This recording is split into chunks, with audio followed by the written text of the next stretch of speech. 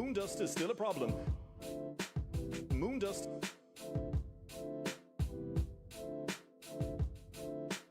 Moon dust. Moon dust.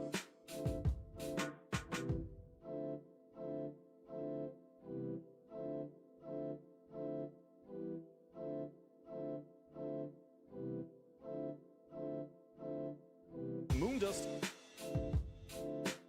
Moon dust. Moon dust.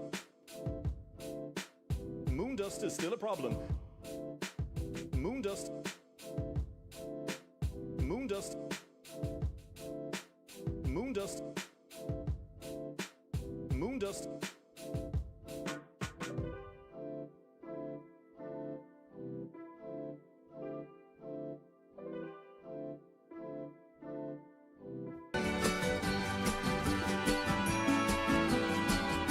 Feliz Navidad, Feliz Navidad, Feliz Navidad, I mean, prospero that's the thing I año y shouldn't say, but that's what people are, I mean, that he's this, you know, but he's a highly intelligent, there's absolutely no, and this is the other part that I want to stress with this, that it doesn't matter, they won't chase people, but people are saying, oh, he must have had help.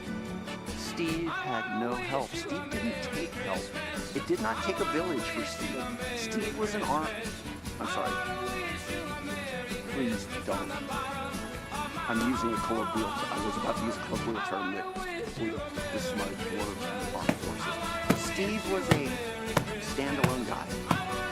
Okay? Steve. Hello, everyone. Merry not if you Christmas. wanted to hang It's out not with even Steve, Christmas yet. You hung out with but the Steve, music is but playing. You had to understand Steve was a little quirky. Here's the story. You know, here's how Steve is.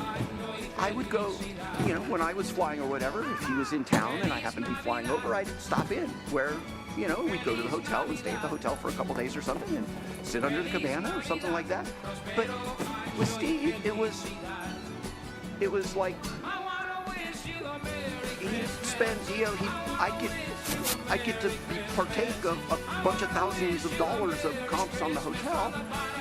But Steve would say, oh, can you go get me a sandwich? Of course, I knew. I mean, someone might not understand that, you know. There he is, and there he was. Is that you would go get him a sandwich if you needed a sandwich. Go get him a sandwich. You know, this nonsense about how do you get the guns into the... You take $100 bill and you hand it. I'm sorry. You take $100 bill and you hand it to the bell cap and they go, oh, Mr. Fat, I'll go, hi. Oh, you got a couple bags today? Okay, we'll take those up. I mean, there's no magic there.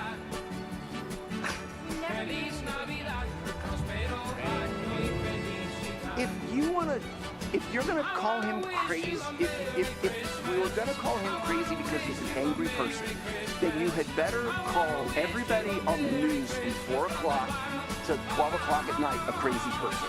Okay? That's the end of the day. Was he an angel? Of course he wasn't an angel. Was he an angel? About people who annoyed the crap out of him? Of course he Of wasn't an course he angel. did. Well, But I'm not talking about that. I mean, you find me anything, anywhere. People who have no reason to tell you that he was a nice guy. People who used to pay him rent. I mean, the story about our apartments that we have. The guy says, "Oh, and by the way, you know, the place sucked when we bought it. We fixed it up and made a nice place for these people to live." And Steve gave them cheap rent because we wanted happy people, nice people in our apartments. He said, yeah, he had a quirky sense of humor. Well, what the hell is a quirky sense of humor? People watch movies where they butcher little kids. What the hell are you? It's a good point. This is why everybody, and here's my diatribe for the day. Strong point. This is what everybody's so scared about right now. When Steve can do this, we are in deep shit. Because there's just nothing there. You find me where someone who's like Steve does this. I hope the hell they find, when they do the autopsy, that there's a tumor in his head or something. Because if they don't, we're all in trouble. Because Steve was just, Steve's dead. You can't say anything bad about him anymore because who cares? Say whatever you want about him. It's not gonna hurt me. Something horrible happened to my brother. And whatever happened to him in his head that made him go over the edge like this, don't, when the lights go out at night and you lay your head on your pillow, this is you and me. I mean, come on, guys.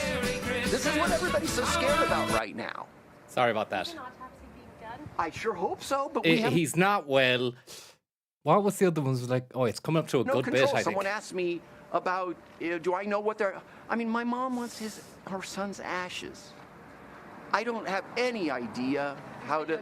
Nobody's contacted me. I mean, who knows what they do. Are we gonna have a funeral?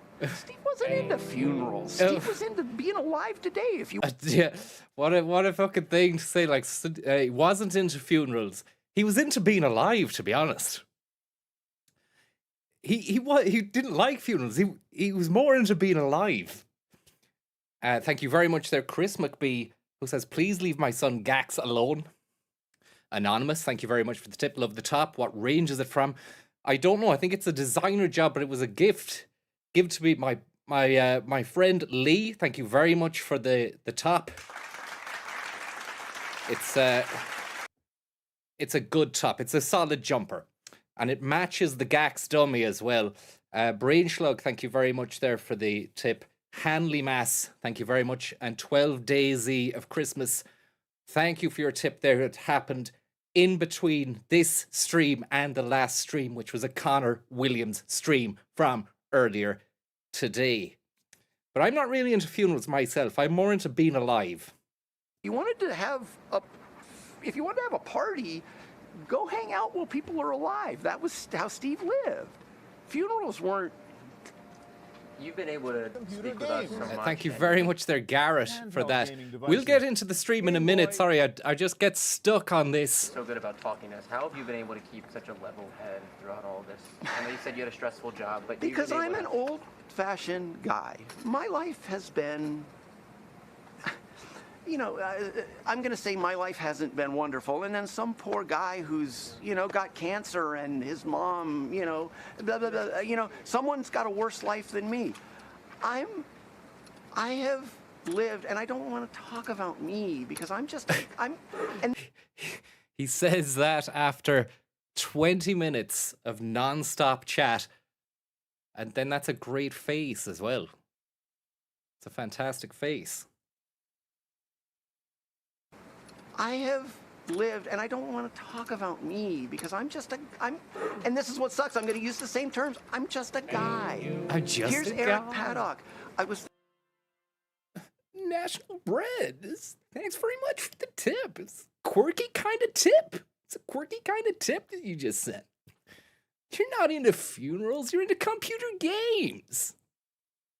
Thank you very much, National Bread and Garrett and Chris McBee and SK. the youngest son. I grew up with a single mom. Steve was like the dad surrogate. I mean, he Oh yeah, fuck. took me camping.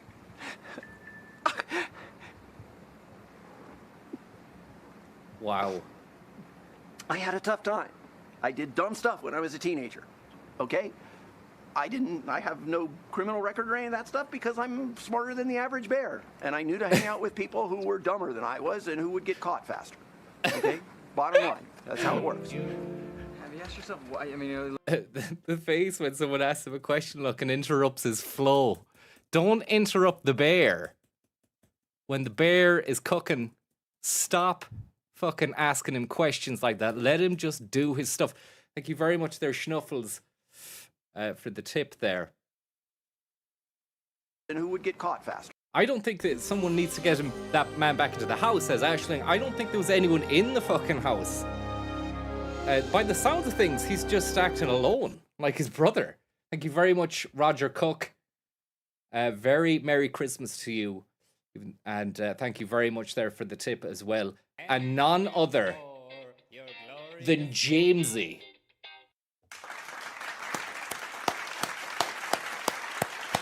Big shout out to Jamesy. Thank you very much there. But don't interrupt a man when he's in the middle of his fucking flow like this guy. Do you know? I'm not on about ye, sorry, the tips are lovely and everything like that, but I mean, I'd say his head would be wrecked if people were tipping him for him. I'd love to send him a tip and see what he said about it. Okay. He should do some streams. Bear, and I knew to hang out with. I have no criminal record or any of that stuff because I'm smarter than the average bear, and I knew to hang out with people who were dumber than I was and who would get caught faster. Okay, bottom line, that's how it works. Have you asked yourself why? I mean, you really love. And that's the face there. That's the look of incredulity or whatever you call that. He's fielding questions. He doesn't know where they're coming from. He's never had. This is a man who's probably never had this gaggle. Many people around. Well, who does? Who's ever had that many people around them firing questions after one of your closest relatives has massacred a load of people? I mean, there's nobody there that has given him any advice in the family, it seems. I think he's acting alone. I mean, you really love, Vegas and the gaming life and I'd love to do a live watch along, Omar, of Money Machine, but it would get taken down, I think. Use a casino to, I mean, not that you know, but have you asked yourself why he would take a thing Absolutely. he loves so much? Well, of course, absolutely. It's not that Steve didn't love it. It was a job. I did a job for 30 years that I wasn't all that crazy about, but I made a lot of money. Lovely stuff. I didn't love my job. I pretty much hated my job, but I made a lot of money. In the wake of the biggest, I keep saying it, I'm just repeating myself the whole time, where it just never ceases to astound or amaze me in the wake of such a tragedy to be saying this. I did a job for 30 years that I wasn't all that crazy about, but I made a lot of money. I made a lot of money. Okay? I didn't love my job. I all that crazy about, but I made a lot of money. Okay? I didn't love my job. I pretty much hated my job, but I made a lot of money. I created 4 children successfully. I have a house. I have a retirement. I get to go. Surely the kids would have gone, Dad, seen the interview you did last night. Is everything okay? I think maybe stay around at ours tonight. Yeah, stay around at ours, because they're going to be outside the house until tomorrow. Or for the next few days. So come round, chillax the cax, and, don't be going out there again, Drive around in my cheap little motorhome now. It's not, Steve didn't love the casino. The casino was a means to an end. What would you The say? casino to him was like a job. It was like He hated the marriage, but he made a lot of children. a job at Toyota in Japan, where you live in the Toyota apartments across the street. And then you go to the Toyota factory to work. That's what that's all the casino was to him. It was a place where you lived and they were nice to you, and you could get it paid for by playing slots. What would you say to families who are trying to You're saying the kids might have actually told him to go back out and try and turn it around after the previous night's interview didn't go so well. get What some... I'm saying, I'm crying. You say, how am I holding up? I woke up, and once again, I'm not a crying kind of guy. I'm the guy who helps everybody else. Go around and ask my neighbor, the lady who pulled in. I helped her husband pull a tree off his house and stand up his. I'm In fairness, the kind of guy who goes around and helps. Imagine he was your neighbor. It'd be fucking great crack. I'm just that. Sorry. I'm just that kind of guy. I'm He's- extremely lucky in life. Extremely quirky, lucky kind of guy. But I worked for it a lot. Go find my history. I worked a Fair billion fucking play. hours and Fair fucking plays with him. was not home with my family and et cetera, et cetera. But I'm not guilty for being successful. No, But for all the rest of the people What was the no, I'm not? I missed that then. Did he say, am I perfect? No, I'm not. Or did he say, I'm not a killer? Or else, go around and ask my neighbor, the lady who pulled in. I helped her husband pull a tree off his house and stand up his. I'm the kind of guy who goes around and helps. I'm just that. Sorry. I'm just that kind of guy. I'm extremely lucky in life. But I worked for it a lot. Go find my history. I worked a find my history. Howie, thank you very much there. The million tip. hours and was not home with my family and et cetera, et cetera. But I'm not guilty for being successful. No, But for all the rest of the people, here, I mean, once again, I'm just wanting to know please, what you'd say to the families of the victims who are trying. the family. Okay, here to talk with us today about the handheld device is Eric Paddock. Eric, how are you? I'm okay. I'm a Windows kind of guy. All right. What else? To understand, to get insight. Think about Steve. Okay. However you have to think about Steve. Here's my statement. If we have to have a funeral for Steve, here's how pragmatic. This is how pragmatic I am.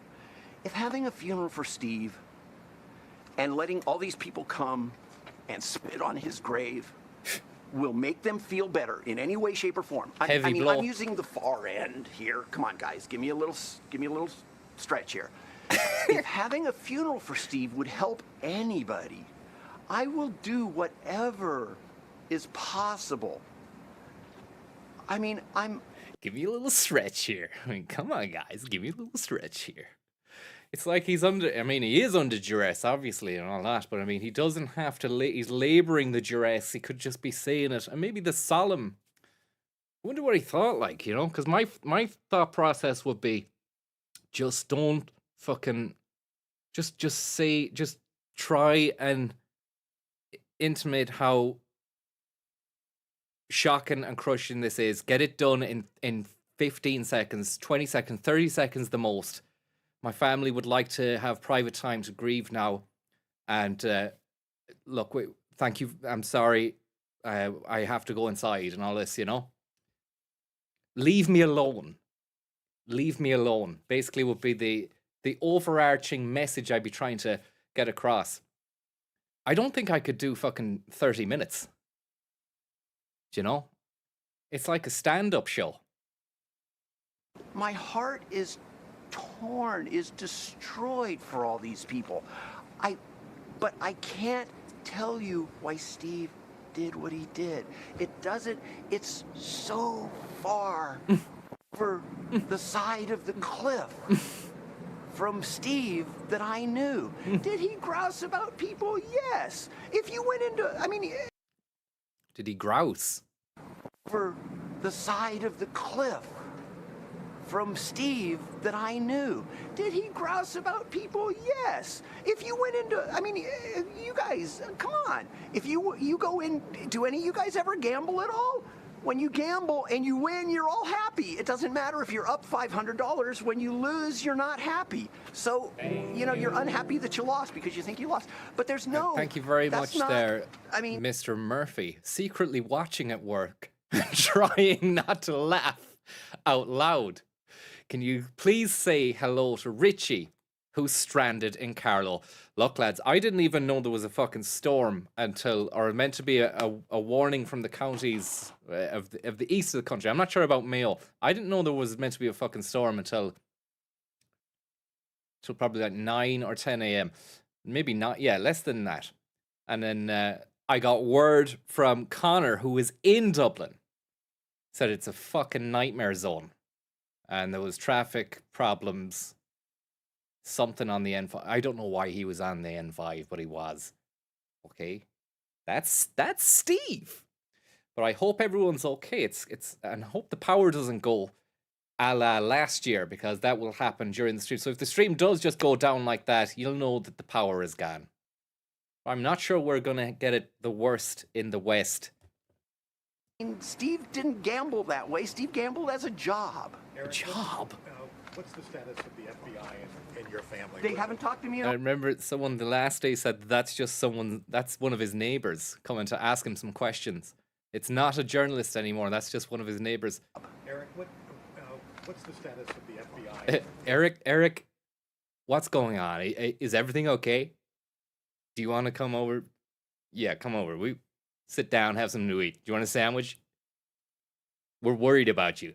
Steve gambled as a job. Eric, what's the status of the FBI and your family? They haven't talked to me at all. I know nothing from them. They aren't. I have to find out stuff about that I thought From- you were working with federal investigators. I was verifying yesterday. that. Oh, today. Poor guy, like, Nobody has hounded. I mean, I found out about this $100,000 on the web. Somebody texted me. If it's And true, what's I'm sorry. what's the protocol in a situation like this? Like, is there a family?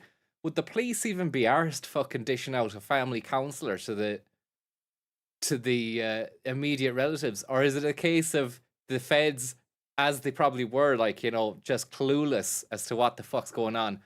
They were probably just like, don't do anything. Just let's keep an eye on this guy. You know, it's probably the feds organized the press gaggle.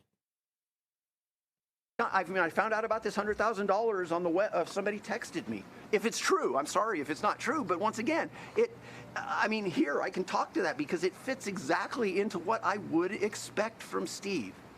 That he took care of Mary Lou. And Gunman's brother speaks, I'd let people spit on his grave if it'd help. The most insane strands. Look, I'm sorry, I know we've been through it again, and it's like, you're just repeating the hits. But it's the most insane bit of television that ever happened, and I don't think it's been topped. Do you know? I mean, I'm the fact that he took care of Mary Lou and then killed all these people. There's just no connection there for me. I don't understand how Steve got to that point. That's why, I mean, once again, and maybe we'll never know. I don't know. But I'm praying.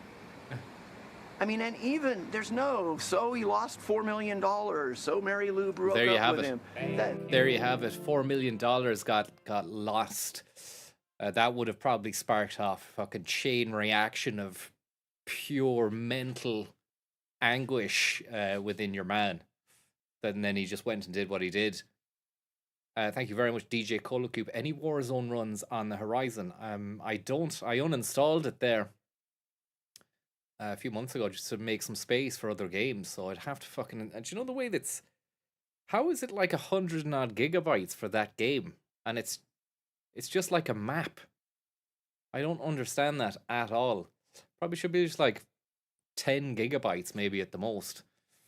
But I don't think I will. Maybe for Christmas, maybe around or in the new year or something. But I mean, is it fucking worth it anymore? You know, it's just like a slop. It becomes like a slop gruel bucket where I'm just begging for more slop and gruel, like a kind of fucked up Oliver Twist, a laid back gangster twist. Going, more gruel, please, more slop. That's what it becomes, you know, it becomes a nightmare. I mean, you might see the highs, the very high highs of when I win the game eventually, but there's a lot of crushing blows and lows, you know?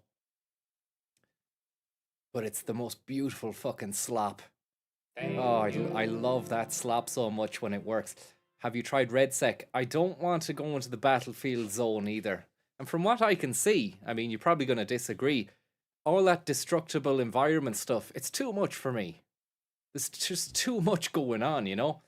I mean, there's enough problems trying to fucking kill the other lads that are on the map without the building fucking collapsing. And then all that fire. I don't like all that fire at the side. It's fucking annoying. Just have some gas. It looked rubbish. The fire looked rubbish. Maybe it looks good on a 4K setup if you've got a 4K monitor and you've got all the whistles and bells, but I didn't like it. That's not even. And that's not even. That wouldn't even do it for Steve. That because wouldn't even. It wouldn't.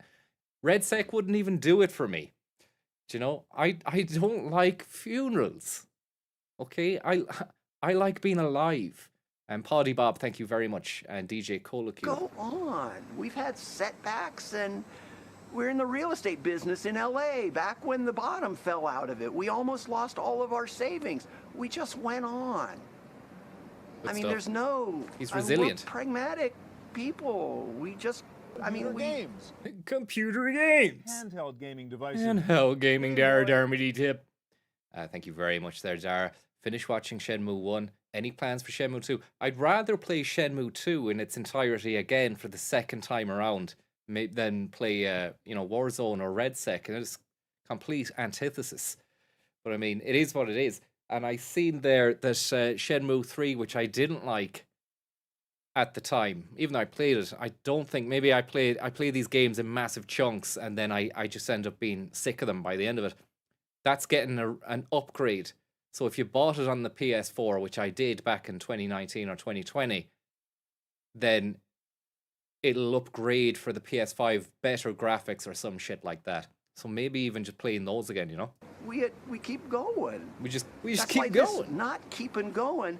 There was something that happened to Steve that Yeah. I'm not even trying to excuse anything or anything. But something happened that drove him into the pit of hell. There you have it.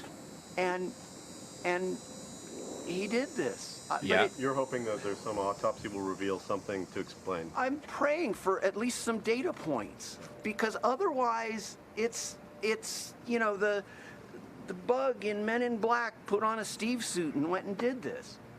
That little bug guy. The fella, was that the fella that was like the mechanic? Did he turn into the bug? Here comes the Men in Black.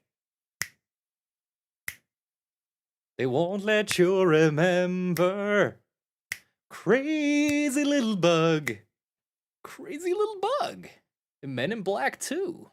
At least some data points, because otherwise it's you know, the bug in Men in Black put on a Steve suit and went and did it.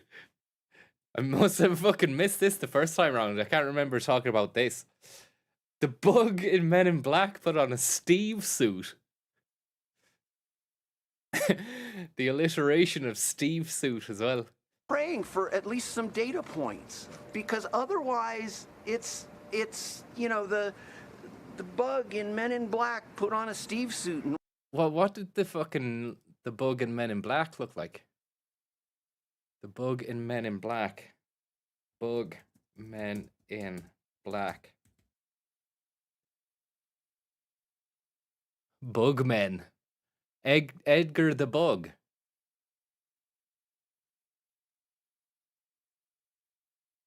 I can't remember. I really can't remember. So it was him. It is him in his disguise look. So the bug was that guy.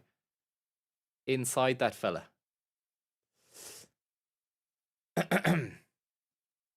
went and did this. I mean, there's no other rationalization. I mean, he didn't plan this for 35 years. How do you not know, though? It just... It might have just been there in the recesses of the imagination. Like, if it all goes fucking tits up, I'm just gonna go crazy with it. Planned this for 35 years. This happened to my brother. Whatever caused him to do this happened in a very... Once again, I don't know what a very short time period is to Maybe you. it's the dangers of gambling and then ramped up into a scenario whereby it's not only the dangers of gambling and what it can fucking do to your mind, but if you're a high stakes, big time gambler with in a place where guns are freely available, then I suppose actually just being in a place where guns are freely available, that's the crucial factor in all of it. You know, it needn't necessarily be a fucked up gambling mind that has just been crippled by losses and whatnot. It could happen anywhere to anyone. This happened over the course of months. It happened over the course of months. And here's what I say to the people. I mean, if they're trying to understand Steve, maybe no one will ever understand Steve. No. But, this is what I'll carry for the rest of my life. Had I called him back instead of texting, would I have heard something in his voice? Would I have... That's sad. Would he have given up something? Would he have... I don't know. I can't Sad. say. Sad. That's what I'm going to carry for the rest of my life, that maybe I could have intervened, but I don't... that's pure conjecture. For the people who have been affected by this... Computer Chronicles in a moment there. I just want to get some more juice. I could do to make this better. If there was anything I could do to make this better, I would do it. And I mean, nobody wants to hear this, but I'm as touched by this. My brother's dead, who wasn't this guy who did this. You know, he's dead. And I liked my brother. He was a good guy. I know this is, you know, nobody wants to hear this, but damn. You know, if you knew Steve, once again, people 20 years ago who have no reason to say anything nice about him or anything, or say nice things about him. Bug and Men in People Black. who don't even know him hardly. Put on a Steve suit. This is a horror, just a horror story. And Okay, we'll leave it because I'm not going to come back to it. I think I just like to have this guy on tick. You know, he's always there for me in my hour of need. And this fella too. Edgar the Bug, ladies and gentlemen. From Men in Black. Honorary mention for Edgar the Bug. Another crazy little guy. He wasn't little as I can recall. He was a big fella. All hail Bug Steve. Thank you very much there for that. Let's move these fellas over here. It's so you're saying it's a little bit depressing for sure, James. But I mean, you know, it is. But there's bits and pieces in it. You know, it's reality. We need to embrace reality and come to terms with it. You know, and then don't forget he's in a fucking documentary where he's giving both barrels, swearing and just giving it the big bamboo. Thank you very much, Marcelino's Bodega and Red Dead Steve. I think as well, if we present it under the auspices of let's have a look at how bad the media is, you know, then that overrides any sort of guilt that you might feel watching it for some sort of, I'm not going to say entertainment. That would be very glib and gruesome. But I mean, it is what it is, and it's only something will happen like that again, and we'll probably see something, and we're like, well, fuck, we told you. Did you not see the interview with your man's brother that time? Something worse will happen, you know. Captain Sack, thank you very much.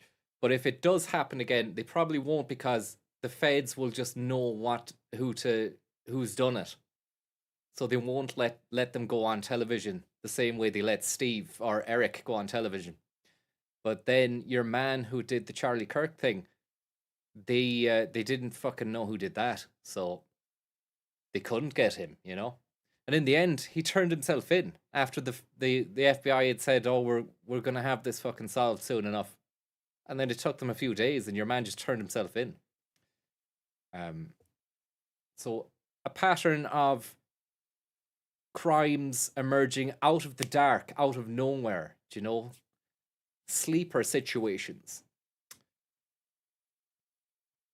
His dad turned him in, says Lex, or ex-Leox. Thank you very much, Captain Sack and Red Dead Steve. Computer Chronicles, let's not forget. And I don't know what to dip into there. I was looking just on the Computer Chronicles site on the YouTube, and I think I just scrolled down. There might have been a Wendy Woods episode that looked goods. It had Wendy Woods in the thumbnail. But actually, fuck, look at this. That's a thumbnail that you want to see. Paul Schindler dressed like a hippie, wearing beads and shit. And it's a random access special. That's 3 minutes. That's just a clip. But it might be worth a watch anyway, just to see that. It looks promising. Holy shit, thank you very much, Mandalay Shafay. I thought that was a brand new tip notification that I didn't even create. I was wondering how you'd done that. It's not. It's just the noise that random access makes. In the random access file this week, it's Macworld Expo time in Boston with some 400 exhibitors showing off their latest Mac products. Northgate had this upgraded Mac keyboard, the OmniMac Ultra, featuring macro Isn't software. it great, sorry, just to see Stu as well, you know? What? What a man, what a man, what a man, what a mighty, mighty man. A mighty, mighty good man. Datadesk has a new user-configurable keyboard called the Switchboard. CE Software was showing off its new upgrade of Quick Keys, a macro utility, and Reference Software was offering free upgrades of Grammatic Mac. Following the intro of the IBM PS1, Tandy has announced the And new you know what's 1000 coming. RL computer. Schindler's on the way dressed like a hippie. 24 home-oriented programs like a bill tracker, checkbook balancer, He shopping really is. He organizer, is and like so a real palate cleanser, Green Eagle, after all the heavy paddock talk. on. Commodore has announced the launch of its new Amiga 3000. I love that, the way it's just going from shopping him organizer and so on. to him. Commodore Look, has him to him on another camera angle, and then the strand with his name on it again. Like, as if we're gonna forget that face. Give me a fucking break. The other Jeff, thank you very much. Would you consider checking out RT reality TV show Celebrity Farm in a follow-up from Who Wants to Be a Millionaire? Possibly, maybe, definitely, maybe, possibly, maybe not though. Do you know? Maybe not. I can't guarantee. But what I can say is that I've been well furnished with suggested videos since I put out the call there the last day. Announced the launch of But its I new feel Amiga as though it's 3000 just Computer Chronicles for me at this moment in time, if you don't mind. Thank you very much, Jeff. several major retail stores, including Macy's and Montgomery Ward's. Commodore says the Amiga will be in 1,200 retail outlets by the end of the summer. Epson has announced a new color scanner to that another will sell camera. for $2,000, less than some black and white scanners. Time for this week's software review. Here's Paul Schindler. Remember the 60s? Peter Max, tie-dyed shirts, the sitar. Well, I'm not here to tell The sitar. the 60s, Peter Max, tie-dyed shirts, the sitar. Well, I'm not here to tell you about anybody's greatest hits album, but I am going to tell you about a software package that, for me at least, brings back memories of those halcyon days. Fractools from Bourbaki. From the people who brought you the Wonder DOS shell comes the company's most Wow. amusing yet instructive software package. What a Fractool- hard on the eyes scenario, and that's even before you've got into the psychedelic kaleidoscopic graphics. Just Fractools DOS by Bourbaki. Bourbaki's Fractools. shell comes the company's most amusing yet instructive software package. Thank you very much there, Stu Sorbet. Fractools generates fractals, complex geometric shapes based on natural forms like clouds, trees, and coastlines. You can put the program on automatic mode and veg out. What could be more 60s? Veg out, Or you can dude. participate in the creation of your own patterns using a toolkit Bourbaki provides. Officials at Bourbaki like to promise that Fractools is guaranteed to reduce your productivity. They just Bourbaki. might be right. It's just for tripping out, like. You've seen the same fractals at computer shows on systems that cost thousands of dollars. Generate them on your PC by spending $45 on Fractools. Chaos made to order from Bourbaki in Boise, Idaho. For the Computer Chronicles, I'm Paul Schindler. Looking at the Bourbaki. top 10 software titles for the Macintosh this week, Mac Connection reports that Symantec's antivirus program is the bestseller, followed by Pyro, Type Reunion, LifeTree's Grammar Checker, and Quicken. Rounding out the top 10 are Type Manager, Word, Excel, Deltagraph, Quicken. and Suitcase 2. Suitcase 2 sounds like a dream Rounding app. out the top 10 are Type Manager. Higgins isn't simple. Thank you very much, Joey the Lips, for your continued support and tips. Very, very kind of you. Manager, Word, Excel, Deltagraph, and Suitcase 2. Sun has unveiled its new under $10,000 You got a son. Unix workstation. Sun also announced its first ever retail deals with Entree, MicroAge, and Ninex. Finally, if you watch Married with Children on TV, get ready. Have seen this one because it's meant to be a computer game. I remember going, we're going to see that game and play it. It's not playable. So this is a Chaffee cut, which we've been through already. It's amazing how it just you forget about it because it's so ephemeral in nature. The show, there's so many of them. The little bits and pieces like this just go by and you forget about them. For Married with Children, the computer game. Columbia Pictures has licensed the rights And to the racy TV show Obvious, nobody has even said you've seen this yet. You know. to Share Data Software. That's it for this week's Chronicles. We'll see you next time. The Computer Chronicles is made possible in part Maybe by somebody CompuServe, said it. which offers online information related to today's subject. Members type Go Chronicles. Non-members call for more information. Additional funding is provided by the Software Publishers Association, by PC Connection It's just and a Mac 3-minute Connection, clip by of a Byte full Magazine episode. It and is. VIX, We've the Byte seen the episode Information because I Exchange, remember thinking and by that's going Intel to be the next Corporation, game. Personal computer And then I enhancement. went looking for that game and it just wasn't available at the time. But look at all this. It's the Dara Darmody special situation room paddock bomb. Every possible way. It's the bad twist at the end of a good movie, you know, at the end of a good movie or something. It was a good movie. It's, how in the hell did this happen? Pierre, what do you know? What facts do you know about the last weeks or months? of Look at Stephen this. Hawking? I'd like to Do go you into know this, just anything, or this you just- title here, Silicon Glen. Smart TV. As the computer and television begin to emerge, we started seeing intelligent TV sets. This program looks at some examples. I mean, obviously, computing for seniors. A look at how senior citizens are using computer technology. Rand McNally's Trip Maker 96, Will Maker from Nolo Press, and Family Tree Maker from Banner Blue. Yeah, I think we'll go with that there. Sorry about that. Obviously, you know, the seasonal offering of Computer Chronicles has to be the Consumer Buyer's Guide, which I probably would rather enjoy as a kind of miniature marathon, you know, back-to-back seasonal buyer's guide in some shape or format. But not now. We'll leave that until it gets a little bit closer. And that's a loud situation right there as well. We best turn that down. We'll get our remix keys available to us. Computing and Seniors 1996. Duh. Doom. Lovely.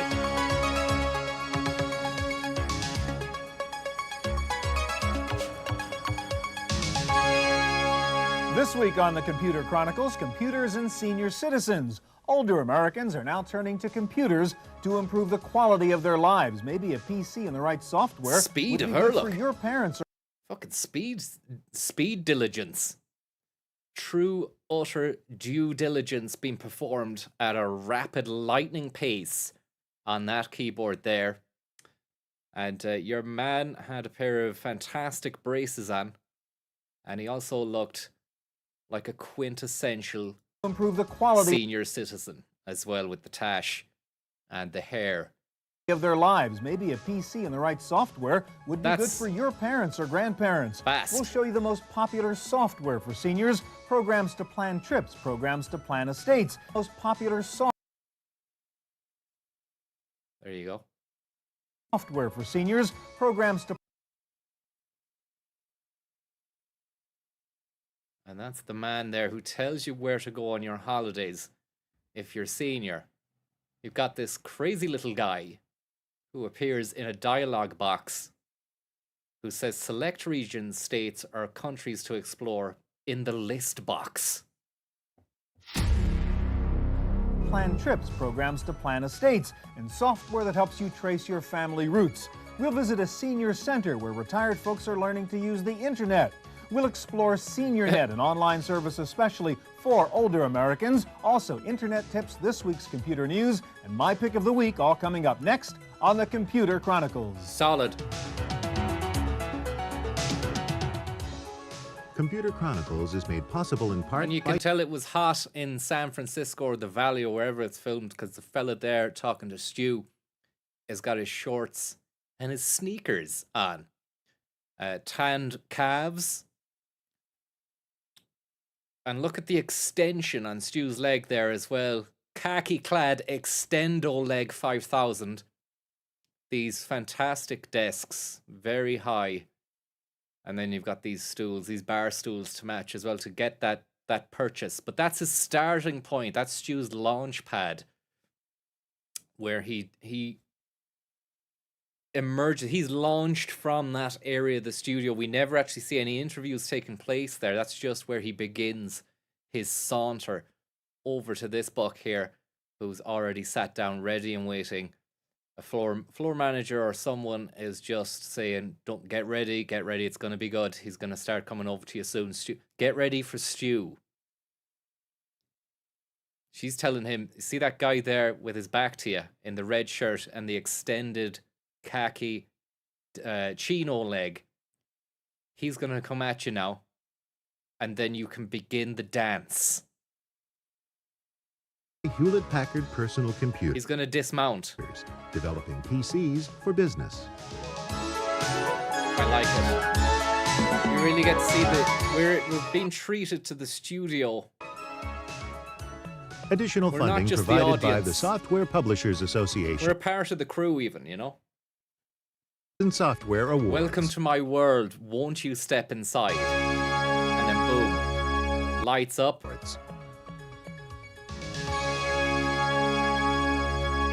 Hi, and welcome. Straight in for the kill. Handheld gaming devices.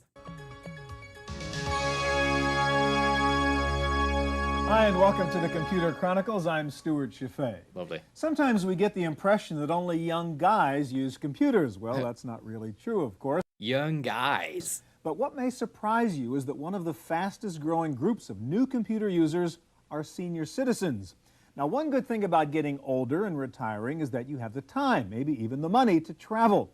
And one of the most popular software categories for seniors is trip planning software. One of the best in that category is TripMaker from Rand McNally New Media. Welcome, Michael. Thank you. Okay, Michael, let's say my parents it's are an in interesting scenario for Michael. I mean, what would senior citizens use these days even? It's just Google, isn't it?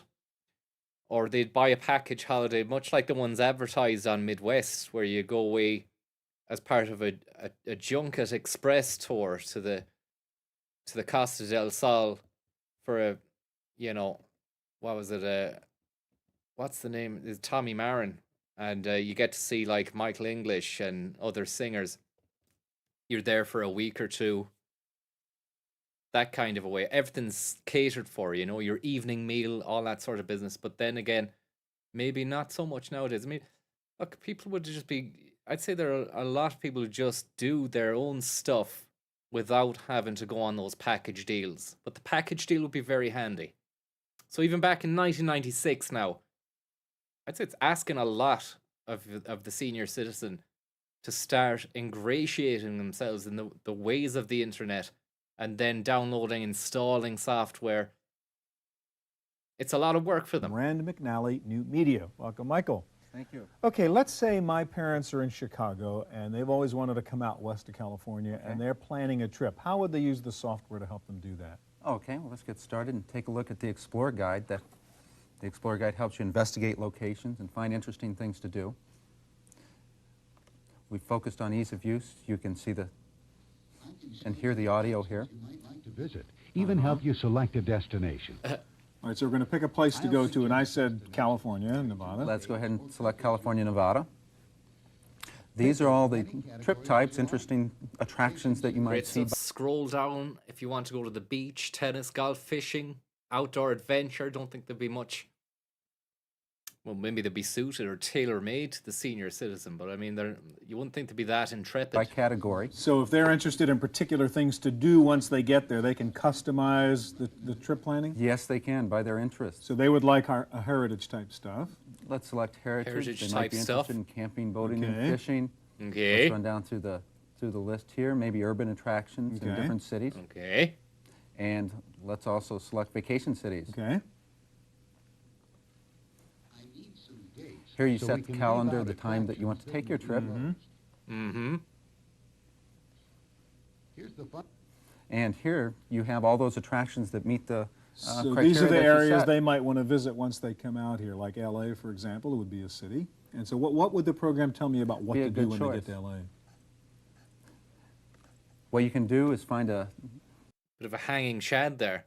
I don't know if your man realized Stu was asking him a question or what, but it was a bit of dead air. Example, it would be a city. And so what would the program tell me about what Be a to do good when they choice. get to LA?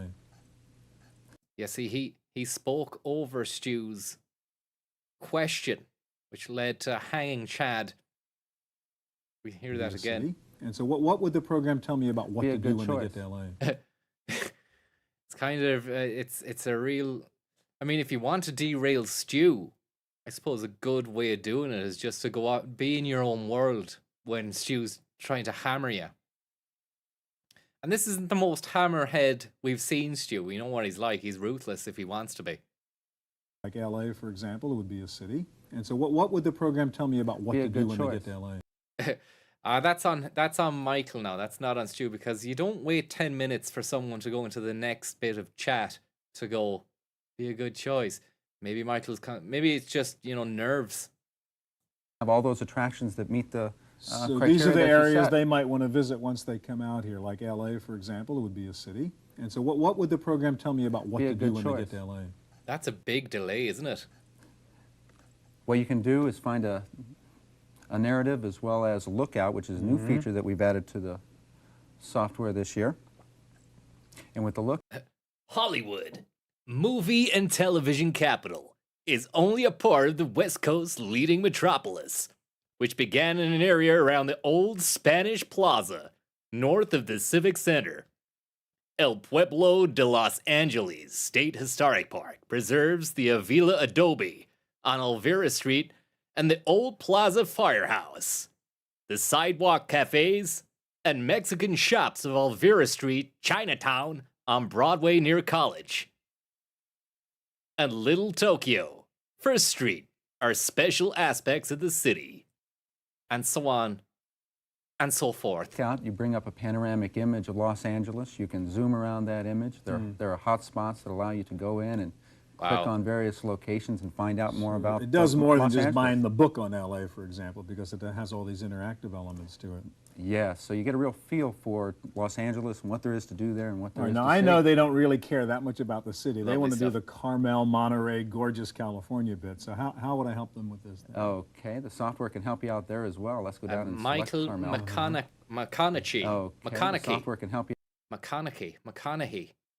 Rand McNally. And he's beginning to work with Stu now. And it's a lovely coiffured side shrub with a side parting maneuver box on top. But so clean, so well washed.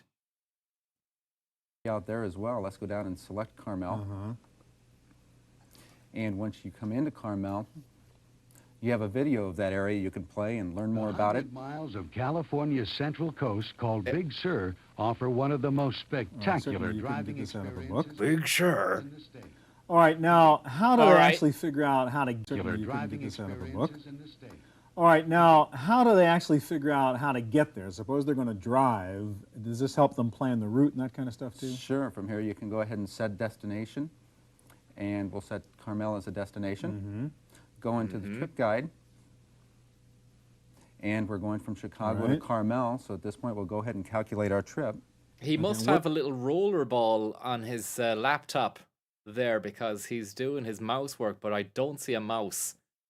So there must be some sort of finger ball in the middle of the pad. And we're going from Chicago to Right. Carmel, so at this point we'll go ahead. And zero eye contact, indeed.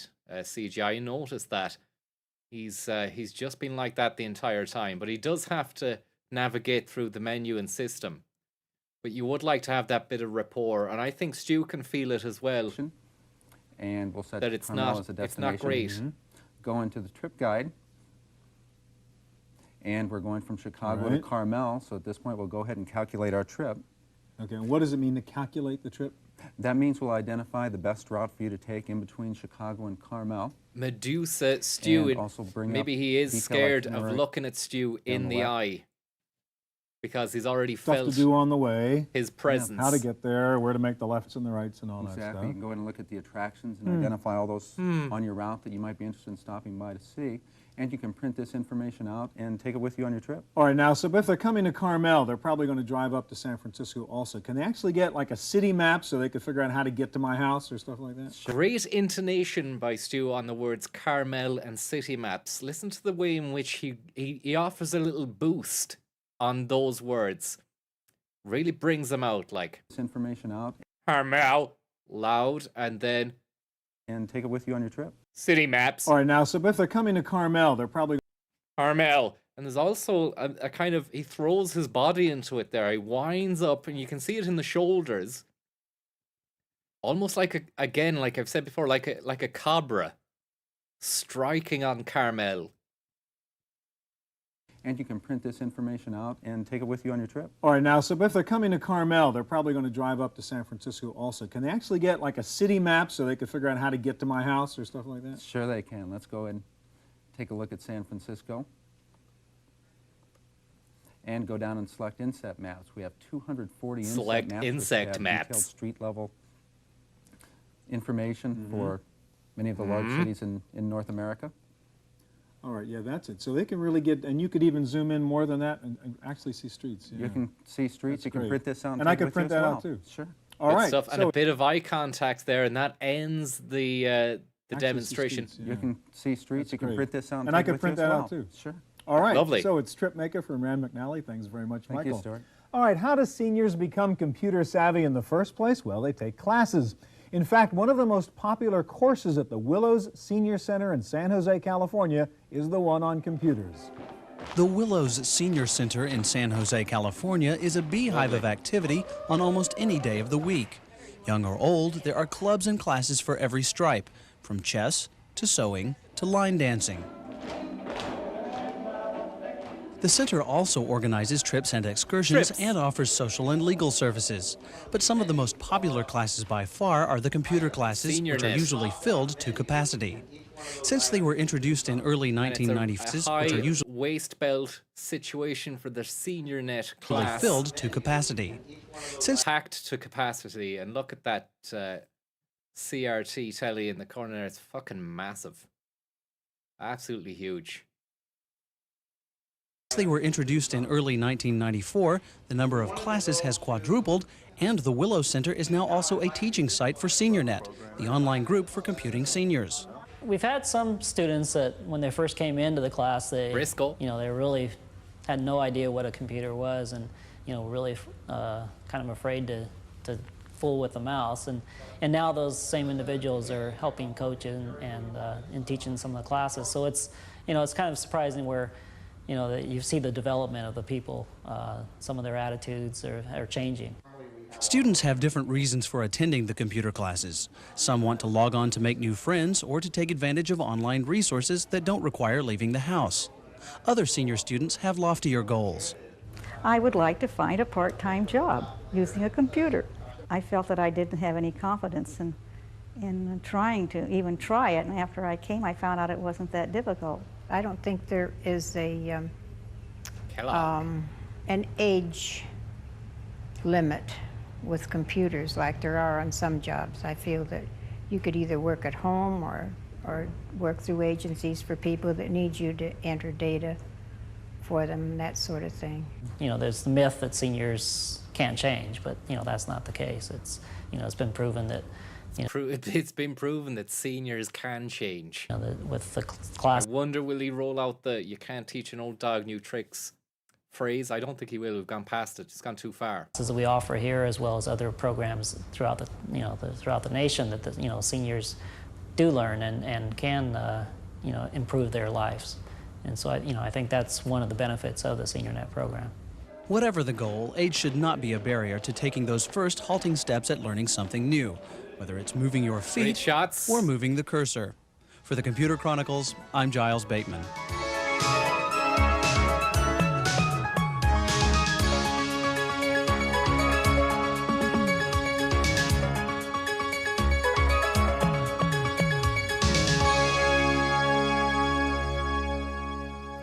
Well, when you're young, you think you'll live forever, but when those You aches do, and and that's the fucking shit thing, when you start to realize that you're going to die.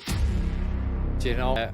Yeah, it happens. It happens. It might not have happened to you yet, but it will come to you at some stage. So just enjoy it. Enjoy it before the realization happens. When you're young, you think you'll live forever, but when those aches and pains start creeping in, you know it's time to think about the future. If you're But the future is, of course, that there is inevitably not going to be any future at some point. Okay? Well, when you're young, you think you'll live forever, but when those aches and pains start creeping in, you know it's time to think about the future. If you're smart, that means estate planning and thinking about making a will. One easy that. and expensive way to do that is to use something like Willmaker from Nolo Press. Willmaker. And Albin's here to show us Willmaker. It's Alvin Willmaker.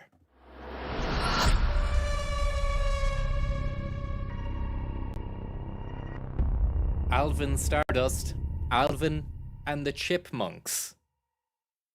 First of all, there are actually more than just a will you can do with Willmaker, right? Yeah, Willmaker makes 3 different documents: a will, healthcare directions, also known as a living will, and also a document called documents. Sorry, his name was Alan Renauer from Nolo. Healthcare directions, also known as a living will, and also a document called final arrangements, where you can set out whatever arrangements you've made for your funeral or cremation or whatever. All right, let's focus on making the will right now. And suppose I'm just starting from scratch. I've decided, yeah, I should start thinking about making a will.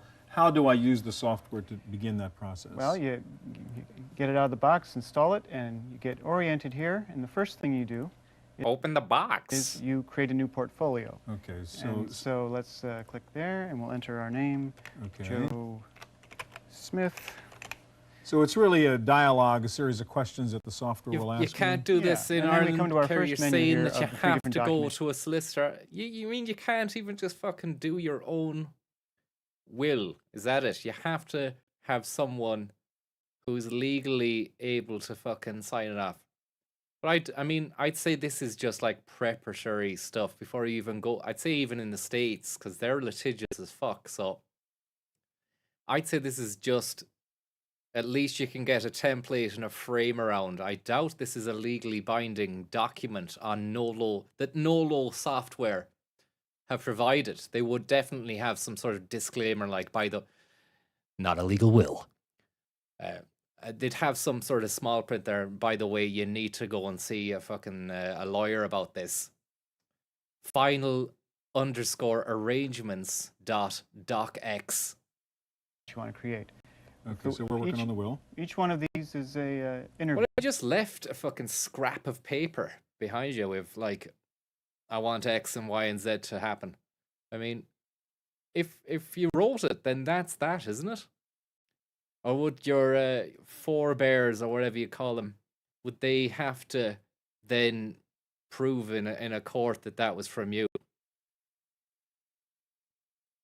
And it starts you out. To be fair, it doesn't take long to do a will, says Parastriker. Any decent solicitor can do it in 50 minutes. Great Parastriker, how you helped us through Fallout New Vegas, and now you're here to help us with a new open world RPG adventure. The RPG adventure of death and will making. Always orients you to the task you're about to do, and then gets you into the actual meat of the issue, which is answering the questions. Starts out with your name. Some questions are optional here, and it does work in all states except Louisiana. So it's smart enough to know. Louisianans got done dirty there by Nolo software, unless they have some sort of fucking weird laws there where you can't do it. Arizona, Alaska, Alabama. Know that the laws might be different in my state compared to some other state. There's a few things that might be different. Yeah. All right, let's go to one you've already started so we can get to the more meaty parts of the software. The meaty will. The portfolio of Ezra Jones here, and he's already completed his will, so if he enters the will interview, he goes straight to the review screen here. So it's easy to go back and change things once you've made your will? Absolutely. That's one of the best things about will making. What about the law of the sea? Says HMBS. I don't know what the situation there is. You don't hear much about sea burials. The only one I know of is Bin Laden, and even that, I mean, where's the evidence that that even happened, you know? I've speculated before in the past that I still believe maybe they've got him inside one of those, like, tanks, like his body is just floating in a tank, and they've got wires in him, you know, keeping him perpetually alive for some sort of future situation that they might want to use them for. Thank you very much there, Teresa Mannion. You can change your mind and change things whenever you want to. Well, here's some of the things you do in your will. If you go through the whole interview, you'll cover all of these topics, and specific bequests is one of the things people most want to do, is decide specifically who gets... Give specific things to specific people. Specific bequests. People, certain sentimental things sometimes. Okay. So in this case, Ezra Jones has So decided... Danny is a beneficiary. Danny is, let's say, his nephew, and he wants Danny to get his famous baseball card collection, which also happens to be quite valuable because it has Babe Ruth's rookie card or something. Babe Ruth's rookie card in that collection. Alternates for Danny in case Danny doesn't survive you. All right, so that's... in case Danny doesn't survive you. All right. It's like he's taking Stu's all rights. All right. Stu's usually the all right man, but your man here, George, or whatever his name is, has just slipped in a Stu trademark all right. Get to name alternates for Danny in case Danny doesn't survive you. All right, so that's an example of how you'd make specific requests. Another important thing to do in a will is to set up property management for any beneficiaries who might be young when they receive the property. So let's say this baseball card collection is worth $10,000. You don't want Danny squandering it for bubblegum. So here we can set up property management for Danny Jones, and Willmaker offers you 2 different property management options. Here's an example where you might want to use the online legal help to have It's these getting options boring. locally. Telling me something about this uniform Stu jumps in. You could tell it was getting boring. Stu just immediately senses the lull and just usurps him, cuts him off, and hustles and harries him. Legal help to have these options more So fully it's telling me explained. something about this Uniform Transfers to Minors Act, which Right. I don't know anything about. What's that? And I can look it up. And you're being asked to choose between Yeah. the two, so we give you a choice between, we give you an Mhm. explanation of that. Plus, we refer you to our extensive legal manual, exactly what chapter and section, where you can find more information about that. All right, so when I'm all done, I All can right. just actually click print basically, and it prints out a legal, real will. Absolutely. When you're all done, you click display print. It takes a few seconds to assemble, and here you are. And it also produces important instructions on how to Yeah, what sign about your like witnesses and how you're supposed to sign it? That tells you all of that too. The instruction page does that, and at the bottom of every page, there's a place for you and your witnesses to initial it. Last question, is this really as good, as legal, as valid as spending a lot of money going to a lawyer? For most people, a will is a very simple document, and if you can do your taxes on a computer, you can definitely do your will on a computer. All right, thanks very much, Alvin.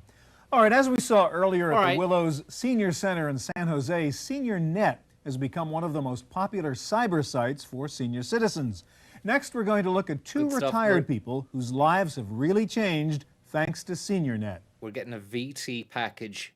I'm not sure whether or not we're going back to the Willow Center, but it's exciting stuff. Dr. Bin Budai is a retired physician Bin Budai, who loves to collect books. He is also an accomplished poet and writer. When he retired, he decided to learn about computers so as to catalog his book collection. He has yet to do that, but in the meantime, he has become an accomplished Bin PC Budai. user. He writes and prints his poems on the PC and is a member of SeniorNet, which he uses to keep in touch with the outside world from the comfort. Is his first name Bin or Bin Boo and surname Dai? Or is it Bin Budai? Like Buddha? You're going choppy. I'm not sure. Look, the storm might be affecting it, but I think I'm fine on this end here. Anyways, it might be your end. I'm not sure. Of his armchair. You know, as we get older, we become limited. You know, our knees talk Ben. back to us. We lose our hearing, our vision gets dim, color in our hair goes down the drain. So it's harder to get out, to go to movies, plays, things like that. But with the computer, telecommunication, the world can come to you. Dr. Budai has other interests besides SeniorNet, and he has learned to enjoy the free time that retirement Budai. offers.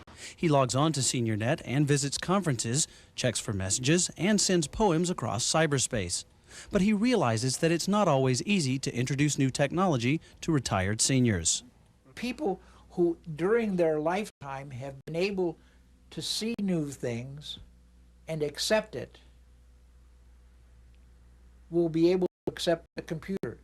people who have been very constricted in their life will never be able to take the computer.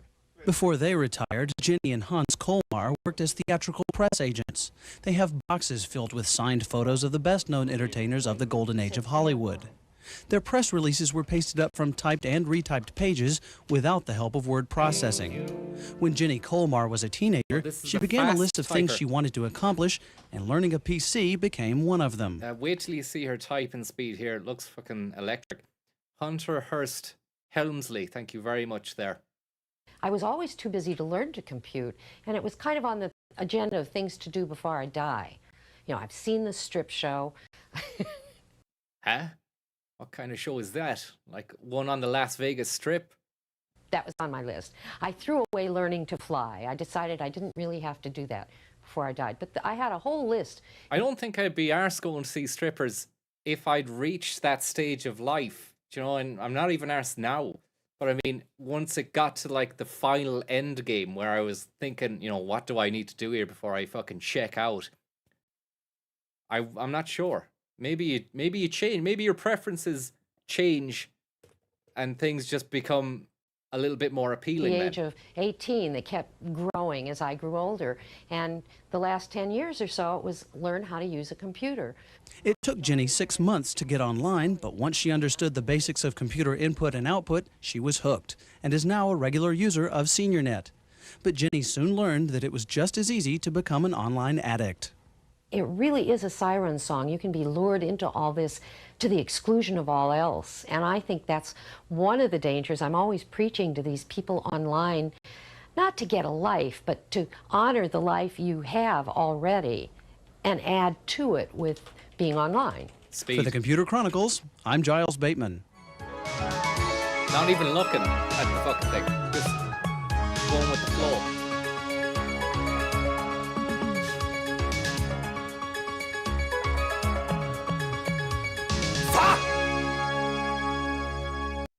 Are those boots? Like white boots? Or they're actually shoes? It's just the way that's pointed. It looked kind of stiletto-esque, or shoes, like lady shoe, pointy.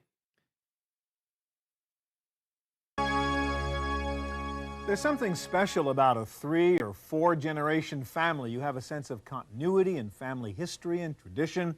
And one way to really focus on your family roots is with a program like Family Tree Maker from Banner Blue. And Claire is here to show that to us. All right, we've got Family Tree Maker running. Show me how I would start to build a family tree. You've got somebody up here named Ken right now, and he's the person who's starting? Right. When you make your family tree, you're going to go in and put information on your relatives. Their name, when they were born, where they were born, if they've died, when and where. So you start with text and stuff you know, basically. Right. All right, So what an interesting audio cut. I was in an edit. If they've died, when and where. So you start with text. Because I don't think he says that, look. It's just Where an they edit. were born. He doesn't say, so you start with. He starts to speak. He knows his way around the block. How about you? How about you? Thank you very much there, Blackboard Jungle. He seems to know his way. The new Indiana Jones game is good. You say, I might try that out. Everybody loves Indiana Jones, don't they? Harrison Ford and all the other characters from that franchise. Just Harrison Ford's on a short round. Willie, who was actually a woman. Sean Connery, his dad. The Great Khali, is it the fella in the Temple of Doom, who's like he'd pull out your heart. Can't remember his name. Information on your relatives, their name, when they were born, where they were born. But watch this little edit here.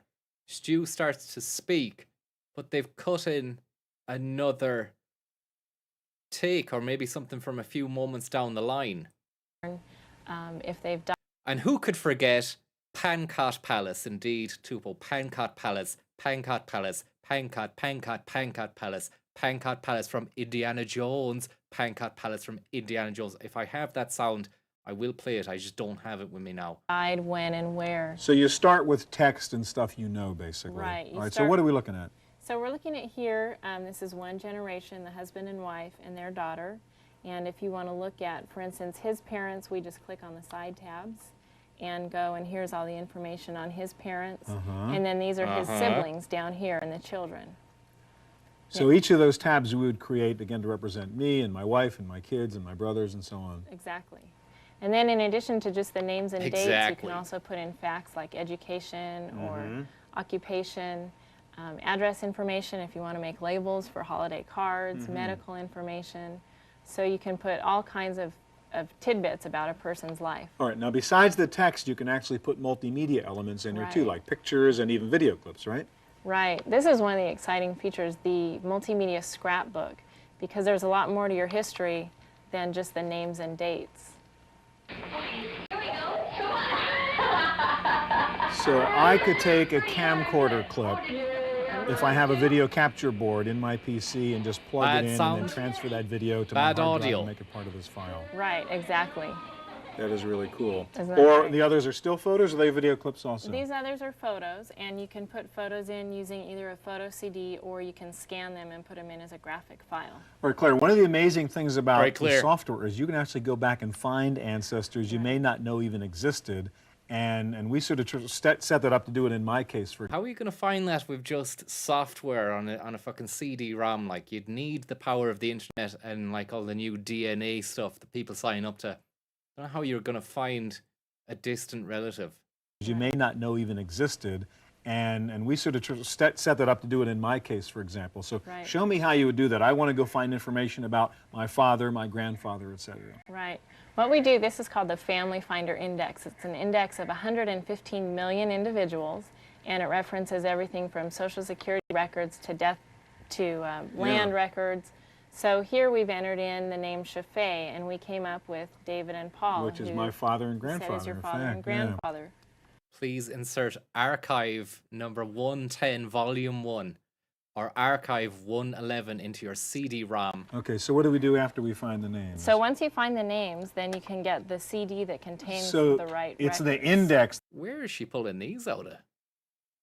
Like, is that a laptop that opens? Oh, that's where you have to hand. There's no like disc tray that comes out. You have to open up the fucking keyboard and then place the CD in like it was a PlayStation 1. I think that's what's happened. Is my father and Said grandfather, is your in father fact, and grandfather. yeah. Okay, so what do we do after we find the names? So once you Look find this. the names, then you can get the CD that contains So the right it's the records. index that's on that CD, and then I'd pull. Now, where are these records coming from? These records, this particular one we're looking at is Social Security death benefits records. We also have census records from the Mhm. 1800s. We have Death land benefits? records, marriage records. So you use the index to tell you which records have information. I can hear a noise going on in the background. It might be the noise of the hardware, but it sounds like someone, because we heard the grainy audio there of the footage of the baby. This one sounds like someone going. Listen there, I don't know if you can hear it. Records. So you use the index to tell you which records have Unless they left a fucking video playing of someone's elderly relative or something. That's the only noise they could make. marriage records. So you use the index to tell you which records have information on your family. And then here we go. David Wow. Shafay. And you actually have dates of birth. There you dates have of- a relative of Stuart from 1878. Imagine that. A Shafay from back then, wearing all the old kind of gear. And going, all right. Okay. Like all black top hat. In California, maybe. I'm not sure what they would have worn back then. death, social security numbers. So you can really go back and find people you didn't even know existed and find more Right. information about Right. them. So that is really cool. Okay, Family Tree Maker. All right, now we've seen what you can do with Family Tree Maker. Liquid. Right. So that is The exit, the dismount, and then the fucking move on. All right? Very cool. All right? really cool. Okay, Family Tree Maker. All right, now we've seen what you can do with Family Tree Maker. Let's go over now and visit Jane Cronin, and we're going to see what she did with the software. Jane, you're from San Jose here in California. Do and you you use Family know Tree the Maker to build way your to own San family tree? Jose? Yes, I did. Okay, so now who's Michael? That's my husband. So show I us just what need to go to Jack's. I'll leave you with this for a moment. First, I'll show you the ancestral chart, the ancestral tree. And this is me and my parents and my grandparents. And you scanned in those photos that you scanned had. in the photos, and then was able to print out this lovely printout. Oh, that is so nice. So you can actually Isn't that print nice? this stuff out just like that and hand this out to your relatives or show it to other people or Right. something. Okay, now you can also do something called the descendant chart, which is Right. really to see the bigger family tree, I The guess, relationship, All right, the so family members. And here is yeah, zoom out so we can kind of see the whole tree there. Okay. So these are your father's descendants, huh? Yes. Wow. And this is my family. Wow, There we look at go. that. And then we can zoom in so that we can read them more clearly. All right, now there's another neat feature in here called kinship, in which you can really put together a list of all the relatives you have. Is that Right. it? Show me that This one. is the kinship chart. A lovely little kinship chart. Bring it up a little more. Okay, and so this is every relative you can In the think of right. in your family. Going way back Wow. 7 generations on one side and 6 generations on the other side. And this shows you the relationship, Brown William Wallace, great-grandfather of the wife. Wow. William Wallace from Mel Gibson's Brave Lad, the great-grandfather of the wife. Great-grandfather of the wife. Fucking William Wallace, hey. William Wallace Brown. And how long did it take you to do all this? I've been doing genealogy for about a year. Wow. To do all this? Brosig. Yeah, some interesting names, all right. Braden Brosig is after you. How about Jason Frederick Brandt?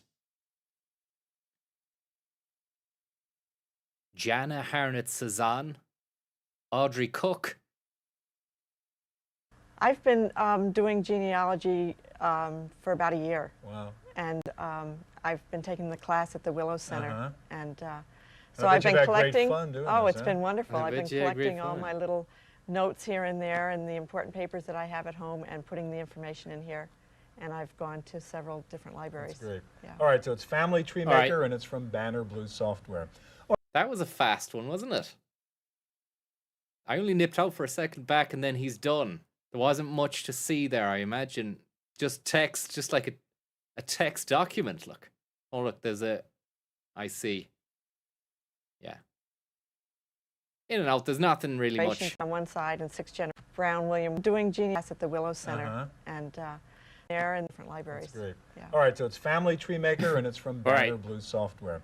All right, as we've seen before, All right. the internet and the online services can provide a real sense of community and friendship for many senior citizens who are otherwise all alone. In this week's Net News, we'll focus on cyber sites that are geared to the special needs of older Americans. Thanks, Stuart. I know we're hearing a lot about SeniorNet today, Giles Bateman, a real go-getter. And look at these sensational Computer Chronicles posters. Love to get my hands on a few of those and decorate the gaff. Based on one of the exit graphics animations, I think, where the He-Man kind of character bursts through the PC. Of older Americans. Thanks, Stuart. I know we're hearing a lot about SeniorNet today, but I think it's important to see their website because it's a very well-organized collection of information, and they've got some nice... What a beautiful, lovely, lovely website. An antique violin, a pillar. Grandfather, an old text, medieval text. And then the next generation. Star Trek, the next generation. graphics, as you can see. As I scroll down the page, you see we can learn about the organization. We can learn about some of the classes that they teach. I'm going to go ahead and scroll all the way to the bottom of the page, and you'll see they have Internet Resources in Aging. Now, this is a collection of links to other sites on the web that might be of interest. Now, if you're on an online service, you probably only use email. I know that's what I spend most of my time doing. But there is a wealth of information buried under some of these things. personal finance section if you've got some money you want to invest. But I think even more fun is the travel section. I'm going to go directly to the cruise critic. This is almost as good as having Bruce Williams right there by your side to tell you about and review different cruises, as well as allow you to make reservations. Now, some of the most relevant and important information I've ever read on the internet was written by some of our senior citizens. So if you are a senior citizen and you are not online, not with email, and you don't know how to use a computer, please go out, learn to use a computer, get online, because you'll have a lot of fun and we need you. Easier said than done, Giles, you know? Go out and learn to use a computer because we need you. Now time for our weekly summary of what's new in the field of personal computing. Let's go to Studio E for Will it be senior themed, or will it just deviate from the senior themed episode and go back into shit hot new tech aimed at, you know, the younger audience? this week's our weekly Online, because you'll have a lot of fun and we need you. Now time for our weekly summary of what's new in the field of personal computing. Let's go to Studio E for this week's computer news with Laurie. In the random access file this week, both MCI and AT&T are now offering internet access to their long-distance customers. The two phone companies are offering 5 free hours of net access per month. Is it a shoulder pad situation in 1996 even? Or unlimited access for $19.95 per month. MCI said it would triple the capacity of its internet backbone to support the additional traffic. The House of Representatives is considering a new bill to limit the effect of the new telecommunications deregulation law, which prohibits indecent material on the internet. The new language would restrict only material which is, quote, harmful to minors. You may soon be sending Mother's Day cards on the internet. Hallmark and Microsoft have reached agreement to jointly develop a standard for sending electronic greeting cards, complete with color graphics and possibly even animation. A federal court has upheld the right of employers to read emails sent by employees over company email systems. The case arose after Pillsbury fired... I don't think I've seen this lady do the random access bit before, and it's also a deviation from just the head-on shot of just there. And we've gone out to another angle, which is a new situation. A federal court has upheld the right of employers to read... You know, that sort of cadence, the newsreader cadence, works well, I think, in that format there.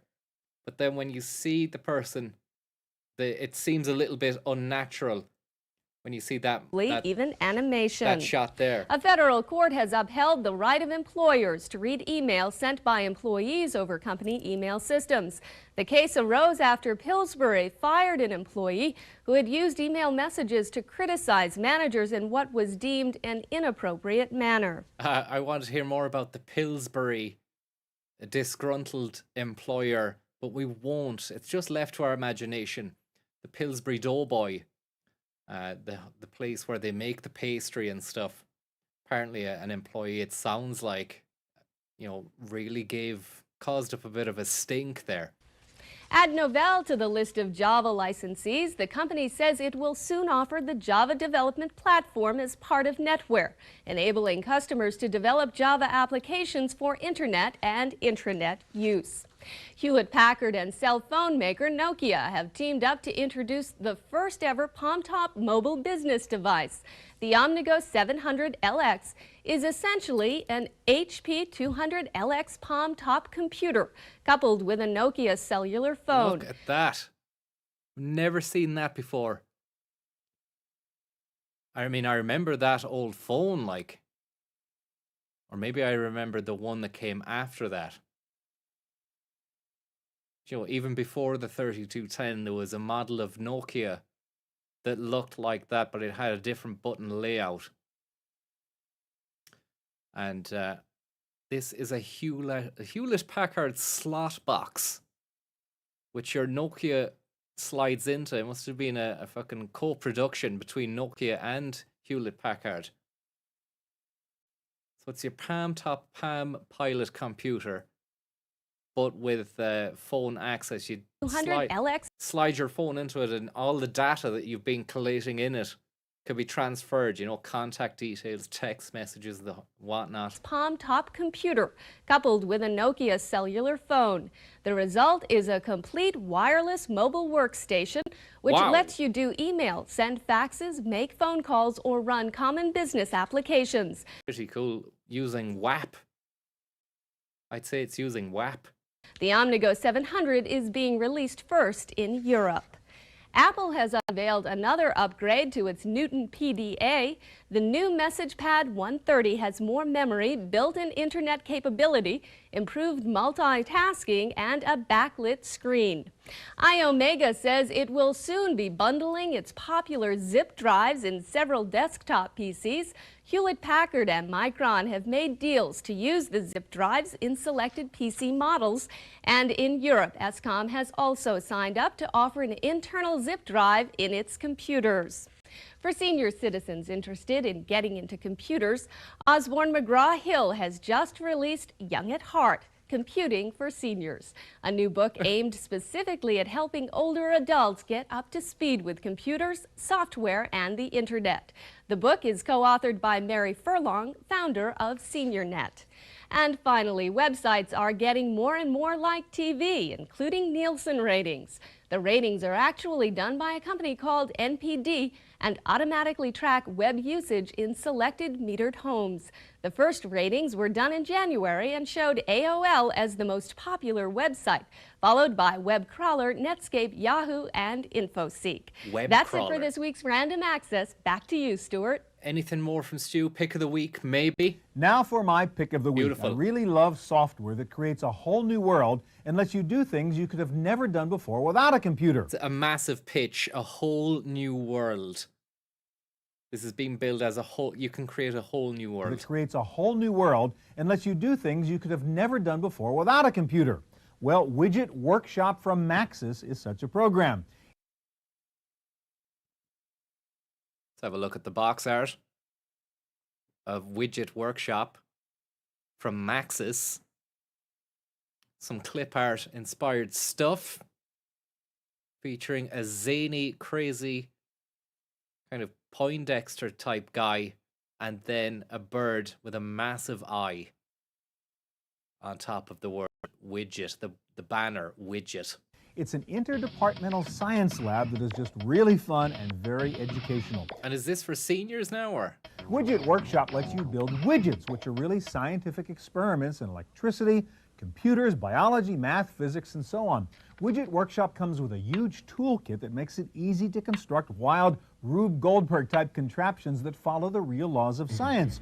It's somewhat like The Incredible Machine, only it's not just a game. It is a serious and powerful educational tool.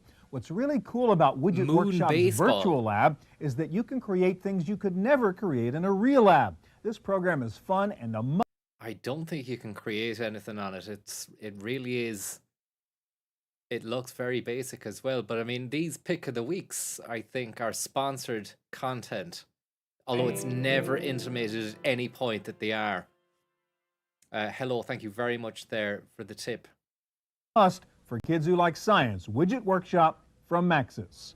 That's it for this week's Computer Chronicles. And We'll be there's a back hell of here a lot of again next software. week. Somebody recommended me a torrent which combines not only the virtual machine software to run Windows 95 and 98 games, but it's fucking huge. I've never seen such a huge torrent. It would take a long time to download every game ever made for Windows 95 and 98 PC.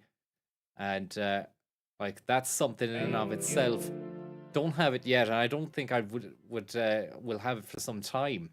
This is 255 or 256 gigabytes. Thank you very much there. That was Steve and Skellington. Thank you very much for the tip. With another half hour of the latest in personal computer technology.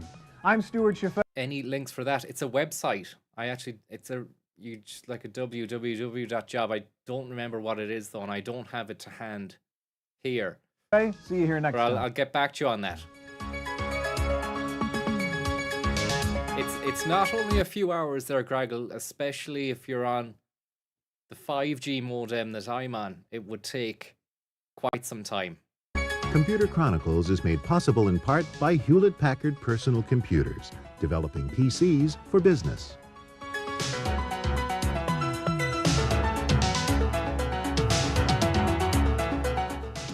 Additional funding provided by the Software Publishers Association, presenters of the Codies, the annual Excellence in Software Awards. Videotape copies of all Computer Chronicle shows are available That's for great as well. We $32.50. Please order. Can't remember seeing this before. Stu in the background in this edit with the opacity changed and the color hue changed. The color Stu to a lovely purple. And great graphic design on that VHS/Betamax tape for $32.50. Computing Seniors. By show number and topic. And for more detailed information about the series, guests, and products featured, Purple you can also Haze. order a subscription to the Chaffee Letter. In each issue, Stuart provides his unique insights and thoughts about the fast-changing Purple world Haze. of personal technology. Videotapes and the Chaffee All Letter in can my be ordered by stew. calling 1-800-800-9520 Who are you? or by writing us at the Computer Computer Chronicles. Chronicles. I don't know why. Excuse me. For more information on anything While I teach this guy. Teach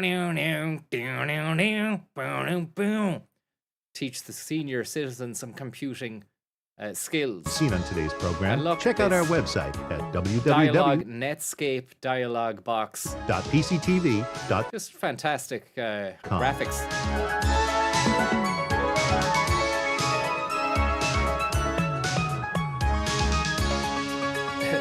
Excuse me, what's this DPI? Bow down down, bow down down, bow down down.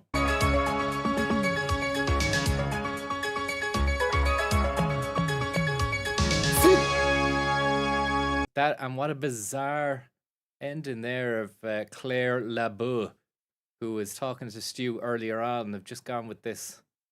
Why would you go with that as the final picture of her?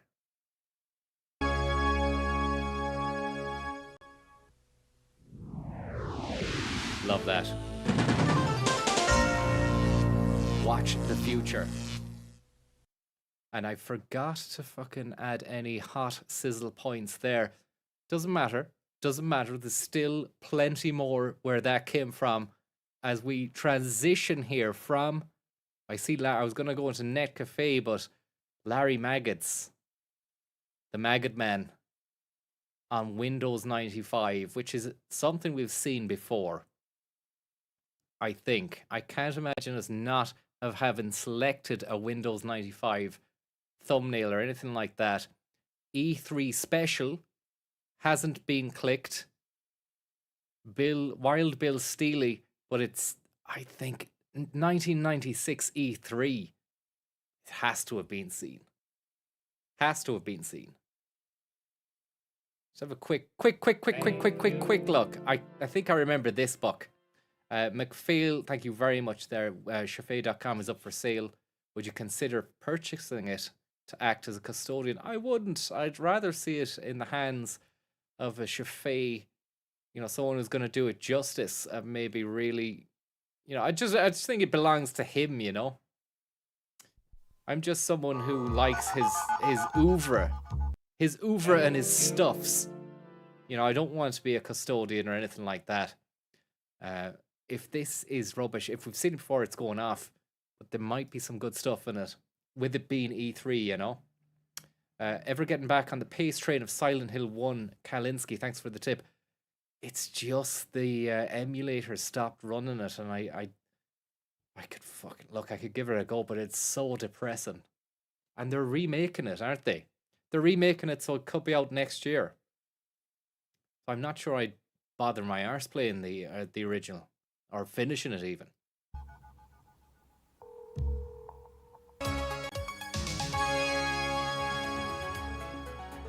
Yeah, I seen that. This was a bad audio episode. Yeah, we had to go to, that's why I haven't clicked it. Had to go to archive.com just to get it, and even then the audio was naff. Look at that. Maggie Cannon can't even hear what she's saying. It's just got all the interstitial studio voiceover from Stu, but we don't have any of the people audio.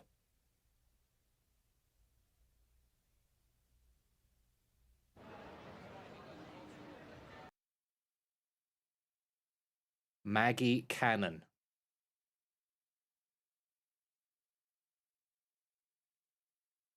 And then boom. And then boom. Is this an archive.org situation? State of the web. Web startups. That's just a load of web startups. Net games.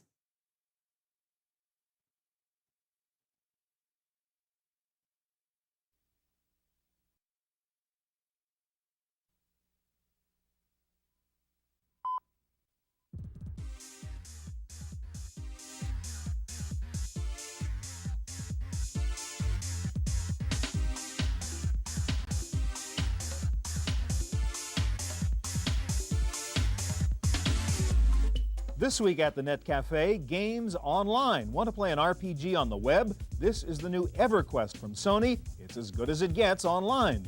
Meet Issa Stamos, the producer. I remember her. Of Berserk's newest online game, What's the Big Idea? It's a TV game show on the net. Bill Gates does it. Warren Buffett does it. Why don't you do it? Warren Buffett. We only talked about him the other day. Play bridge online at okbridge.com. This is Alana Gilbert. She Yeah, says... we've seen it. Seen it. Can't forget Gilbert. Back to the drawing board on that one, I'm afraid, lads. I think we'll go to 1998, and there's some fantastic thumbnails there. I don't know.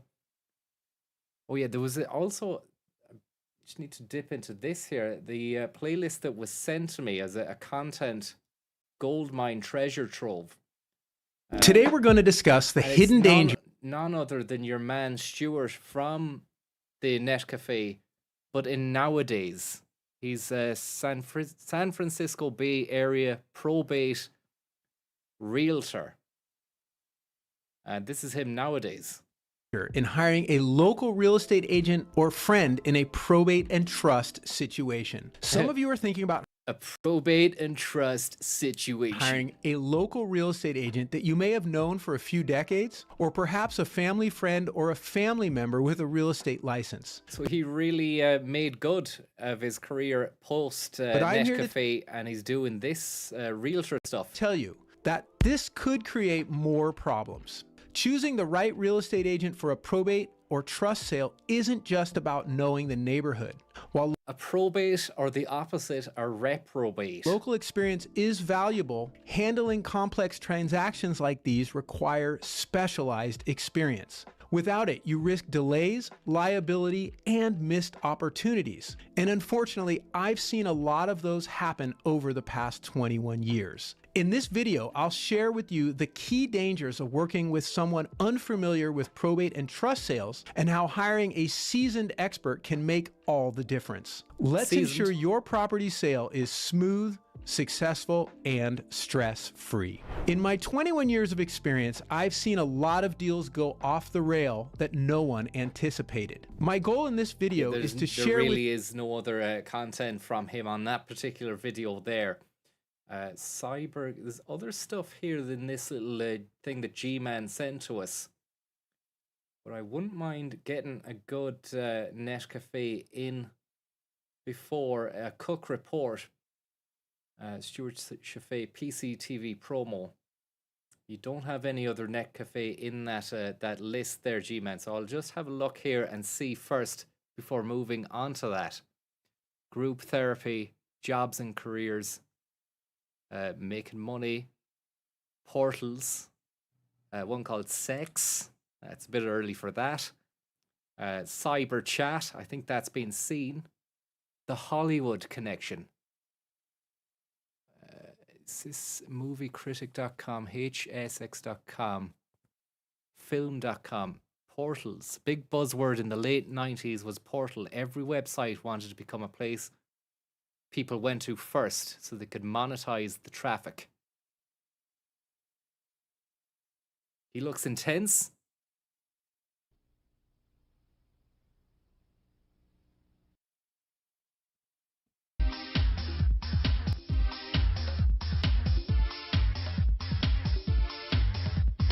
Quality is This week at the Internet Cafe, rough. portals. What's a portal anyway?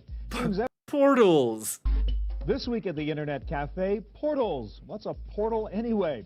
Seems everyone on the net wants to be one, including Netscape. NetCenter's Mike Homer will tell us why giving away websites is a better business than giving away software. Excite is one of the big portals to be. It used to be a search engine. Now it wants to be a community. Justin Hall ran a portal before anyone ever heard of the word. Now he's got an alternative portal for people who, well, think like he does. This is CitySearch, who said the internet has nothing to do with geography. CitySearch brings together people living in the same city to meet, have fun, and find out what's going on in town. Writer Larry Magid says portals are all about business and money. He'll tell us why. And we'll take you to Hotbot, a search engine that still believes that a good search engine is a terrible thing to waste. Portals, this week at the Internet Cafe. The Net Cafe is made possible in part by Cybersmith, wired for fun and learning, with locations in Cambridge, Massachusetts, Palo Alto, California, and White Plains, New York. And by TechWeb, for up-to-the-minute technology news. So we're talking about portals, and Andrew, I know in your other life you work with Hotwired and Hotbot, and you're sort of involved in this issue, so kind of give us a little bit of an education here. What really is a portal? Well, I think a portal is probably more of a business term than a consumer term. A portal, think of a window on a ship, right? Basically, it's a place that people will come to love the first atmosphere as well. It's a nighttime event in Cybersmith, maybe even seasonal, maybe Christmas. I'm not sure. That could be a bit of tinsel there. What the hell is that there? I don't like this coming up and show me this selection of stuff. Prince Harry, Jimmy Savile, Blazing Saddles, Blazing Savile, Father Ted, and then murders 20 years on. The internet. Right. Hopefully it's a place that catches. It's a place that people will come to first. I wonder, was Blazing Saddles suggested because of Jimmy Savile, or was there some sort of connection there? They go onto the internet. Hopefully it's a place that catches a lot of traffic and keeps people coming back by providing different services. You know, kind of like a Yahoo and NetCenter. Yeah, kind of like what AOL was before the web. Jimmy Saddles. AOL was your one-stop inclusive place. And why does it matter? I mean, why do people want to be portals? Well, it matters for business because the more you get people to come back. Why do people want to be portals? Continue to come back. The more traffic, the more they'll look at your advertising, and that's big bucks. Big money. What do you think about that? I mean, would you hang out in a portal or do that kind of thing, or is it? No, I think the whole issue of portals is, you know, you have to have a sticky portal now, right? So you have to get them to hang around. Hold you in there. You can't get away. Exactly. Right. You know, like flies to fly paper. So that's the whole next step. As Andrew says, it's a business. Well, we'll find out more tonight. And when Jane was speaking there, it's nice to have that background action. A car goes racing by. Hold you in there. You can't get away. Exactly. Right. You know, like flies to fly paper. So that's the whole. Wait for it there. step. Wow. Andrew says, little truck. Well, we'll find out more It's tonight. just atmosphere. It's atmospheric, and a lovely transition there, as we can see. A multi-diagonal wipe, or what would you call that? I don't know. It's not a wipe or a fade. Looks like a bear claw, a rip or a tear. Tiger Maul wipe. Digirave. Digibat. Paper. So that's the whole next step. As Andrew says, it's a business. Well, we'll find out more tonight. So, Joe, you're one of the co-founders of Excite, a website that is, I guess, according to the terminology of today, is considered to be a portal site. The word of the day, portal. Yeah, And the Dutch angle is in full effect here. MTV, eat your heart out. And a lovely scene there. You can see this fella going hard at the monitor. Again, as I always like to remind people, ensconced inside a cabinet. So it'd be hard to really understand whether or not that's going to have ample room to let the heat sink out of that monitor. Or is that going to decrease monitor life? I think it might decrease monitor life, but they probably had the money for it, like, you know. it is. Community, portal, the whole 9 yards. What? And then you've got those CCTV sort of strange voyeuristic shots from the side. And is that like a little monkey there? It looks like, see, just from here, it looks like a dog's face. That's looks like a dog's nose and a dog's eyes and an ear. But then when you zoom in, It does. It looks like a dog is on the back of a human. Like, that's the human there using the computer, and then it's got like a little dog on its back. More will be revealed, I imagine, I hope, as the scene unwinds.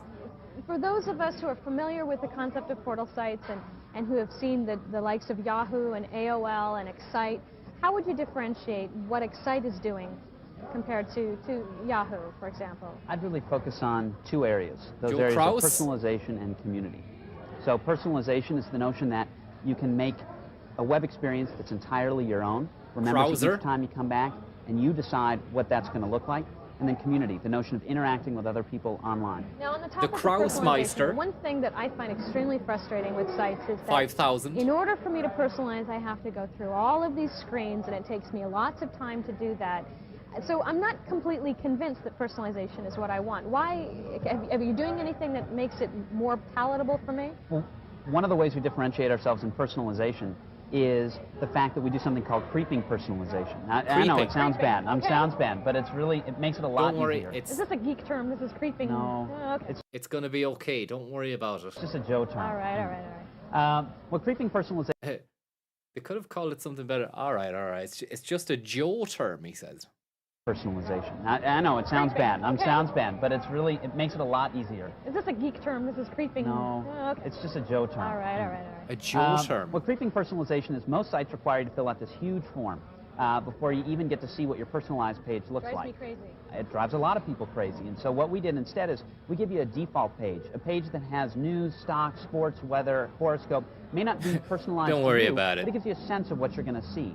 And then beyond that, in order to personalize, we don't require you to fill out a big form. Give us your zip code today, and we'll give you personalized weather, personalized sports scores. Give us your birthday the next day, we'll give you a personalized horoscope. So again, the notion is you can give just little bits of information at a time, go at your own pace. It makes it much easier to personalize. So through experience, I can basically learn what it is. Well, I didn't like it this way. I might want to change it. I can tweak That's it right. over time. Go at your own pace, see what you're going to get before with you the even flow. have to give any information. So now, with the portal flow. sites, when I think about them, I think about chat rooms, I think about search engines, I think about free mail. When you think about chat rooms, you're thinking about what? Search engines, free mail, and you don't tend to think about the Maybe even personalized homepage. personalized homepage community. Are you doing all of those things? Are you focusing on a small number of those things? Or Well, 3 of the 4 things you mentioned there are really around this notion of community, which is about people using the internet to connect with one another online. And typically the word community means chat and email and bulletin boards and instant messaging. All things that we offer, all stuff that consumers love. We're trying to take it to the next level with a product that we actually call Excite Communities. And what that is chat is like a cocktail party of thousands, where it's great for meeting people, but it's not very good for having meaningful discussions. That's very unlike an intimate dinner party, where you can control who's coming to that dinner party and control the topic of conversation. Excite Communities is much more like the intimate dinner party. Okay, so can you explain to me what I'll I'd take see it a was step different? further. Walk me down the path. Certainly. What is She's like, it sounds shit. Can you try and make it sound better? Excite Communities is Mom's Snaps of Joel. So maybe that's his, maybe he's called Joe, this fella. Because he said it's kind of a Joe term. You know, the creep and stuff. You and I could set up a community, and only you and I could get into that community. And once we're in that community, we could share a calendar. You could post where you're going on that calendar. I could post. Collaborate with somebody else. Absolutely. Okay, I've got you. You can share an address book of relevant contacts for each of us. We can share photo albums. So it's great for families who are maybe spread across the country as a way to stay in touch. It's great for small businesses that maybe need to have multiple people in the office coordinate around a calendar or an address book. It's even great for events. If you're planning a wedding, one thing you could do is have the address book of hotels near where your event is going to be, or a calendar of all the events leading up to the wedding. So when I think about a great portal site for personalization and community, excite.com. Absolutely. For URLs of today's featured websites, just go to the NetCafe site at cnptv.com. Well, Charles, you founded CitySearch.com. .com.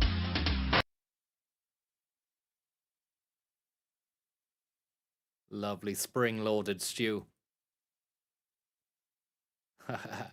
It's cheeky. Just, well,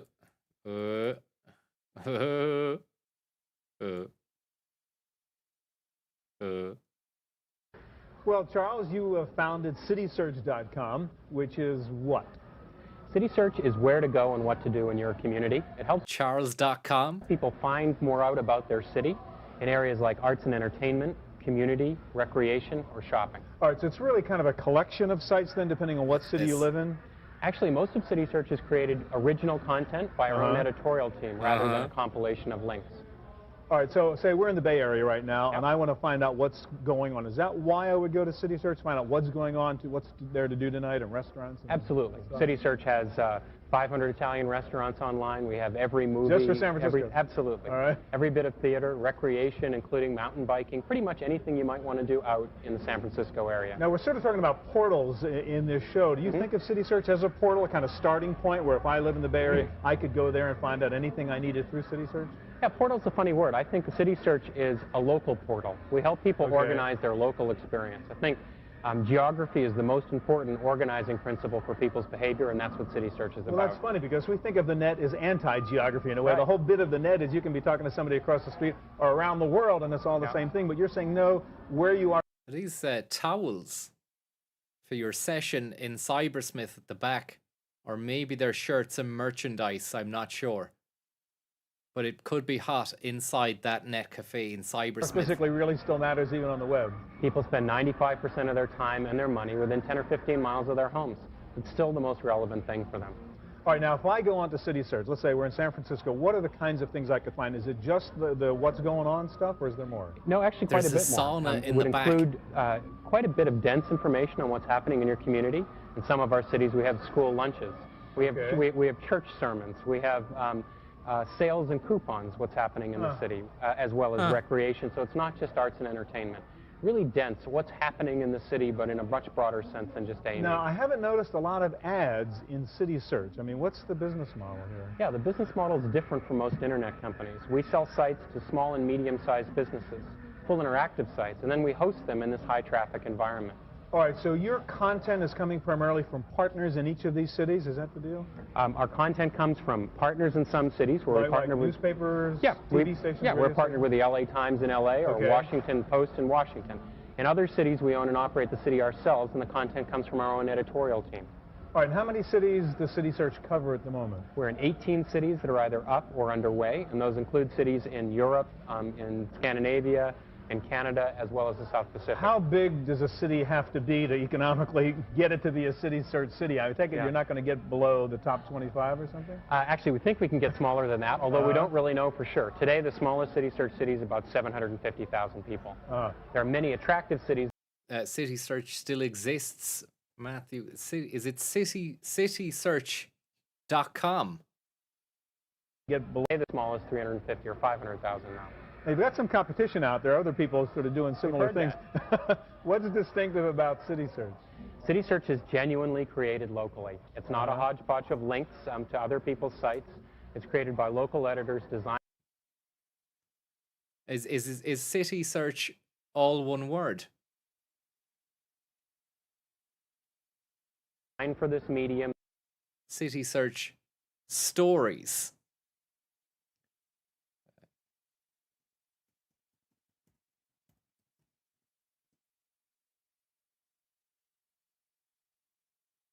That's a bit of a downgrade there, unless you go into a particular city. I was hoping to see more than that, but as you said there to us, it looks shite.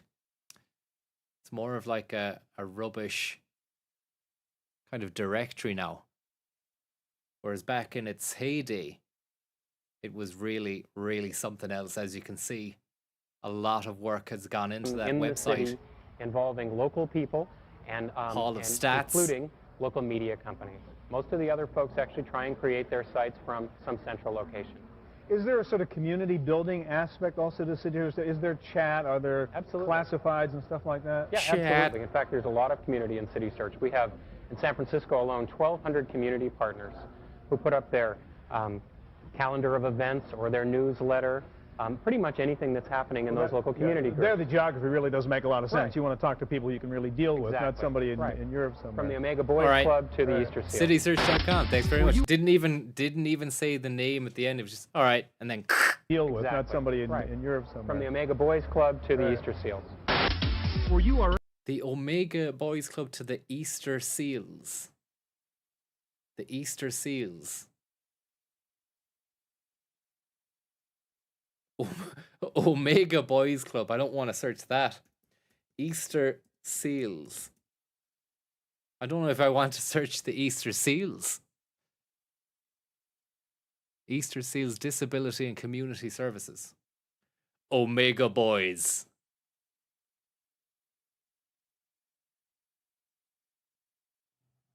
URLs of today's featured websites, just go to the Netcafe Websites? site at cmptv.com. David, Hotbot is a great search engine. It's won Hotbot. lots of awards. PC World, one You've example got a of it. Hotbot. What is it about Hotbot that's made it so popular in the last? And that was an interesting push in and then zoom out. One example of it. What is it about boom. Hotbot that's won lots of awards? PC Started World, there. one example of it. What is it about Hotbot that's made it so popular in the last? And it's just teasing us here. We don't know what he looks like yet, but we're going to get a reverse angle. I'm sure of that. Year or so. And there we have it. The focus of what we do at Hotbot is to... David_Pritchard, ladies and gentlemen. Focus on the idea of providing a better and better search service for people. And that's been our focus since launch. We concentrate on providing people with the most comprehensive database of the web. That means providing people with He might have even been on it before. As many web pages as we can. We provide an index of about If he 110 looks million familiar. web pages, whereas other search engines index smaller slices of the web. But more than that, we focus on the detail that we index of those web pages. What that means that we can do is allow people to refine their search much more accurately. For instance, if you were looking for information on iMac, you could start by searching on iMac, but if you wanted recent information, you could... A couple of interesting situations at the back of the room here. A bit of a ponytail greaser with a suit on. Don't know what his game is or what he's about. Maybe they're from the university, because this would have been near enough Stanford. I think it's near Stanford University Cybersmith Cafe in Palo Alto. So you'd have a varying and wide array of tech, types coming in here. These are all the guys that are probably really rich now, the tech titans of today. These were up and coming lads. And he's got like a little Filofax or briefcase with him as well. If you wanted recent information, you could, for instance, say, I only want web pages that were updated in the past 21 days. You can easily do that on Hotbot using pull-down menus, so you don't need to know complex Boolean instructions to construct that sort of query. Up the high stools. Right. And look at all the rigging of the equipment that needed to be done. They make it look like it's a nice ad hoc situation, but a lot of work went into it. Because I think that's one of the big things about search engines. It looks so natural here. At least for me, is that I get a lot of... And as you can see, a couple of cyber guides.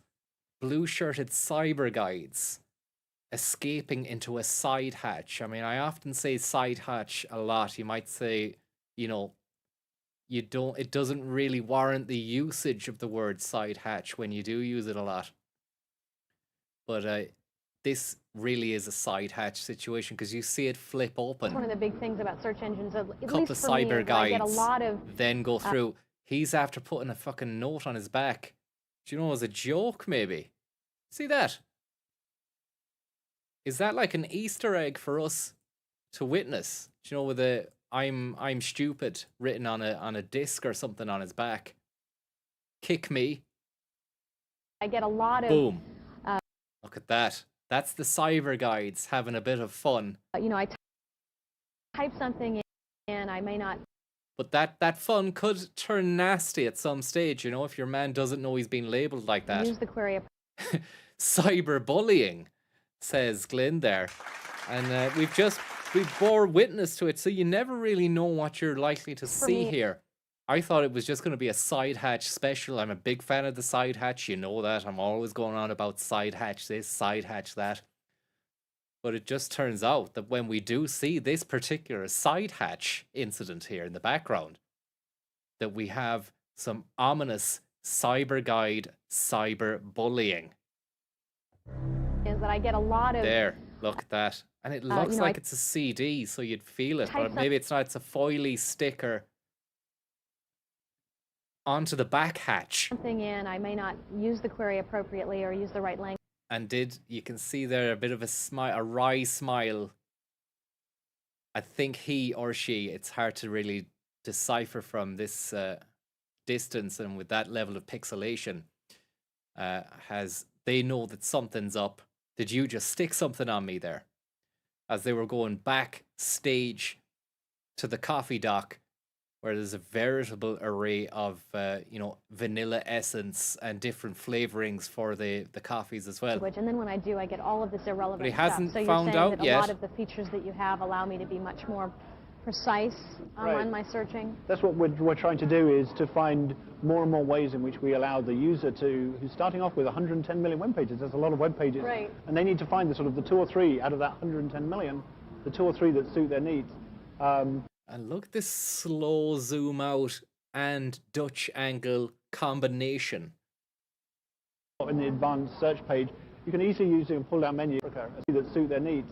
And so, for instance, if you were interested in knowing what people in Africa are saying about iMac, on Hotbot, What are people in Africa saying about you can iMac? easily use a pull-down menu, search just websites in Africa. Okay. And so the combination of those features, the fact that we know a lot of information about those pages and that we index all of those pages, allows us to help users to quickly hone in on what they do. So it seems it's a combination of the amount of information that you're retrieving and then the way in which you're searching. So The detail. So now Hotbot is really focused as a search engine, but Right. the topic is portal sites. Would you define Hotbot as a portal site or just a search engine? Hotbot is what one might describe as a navigation portal.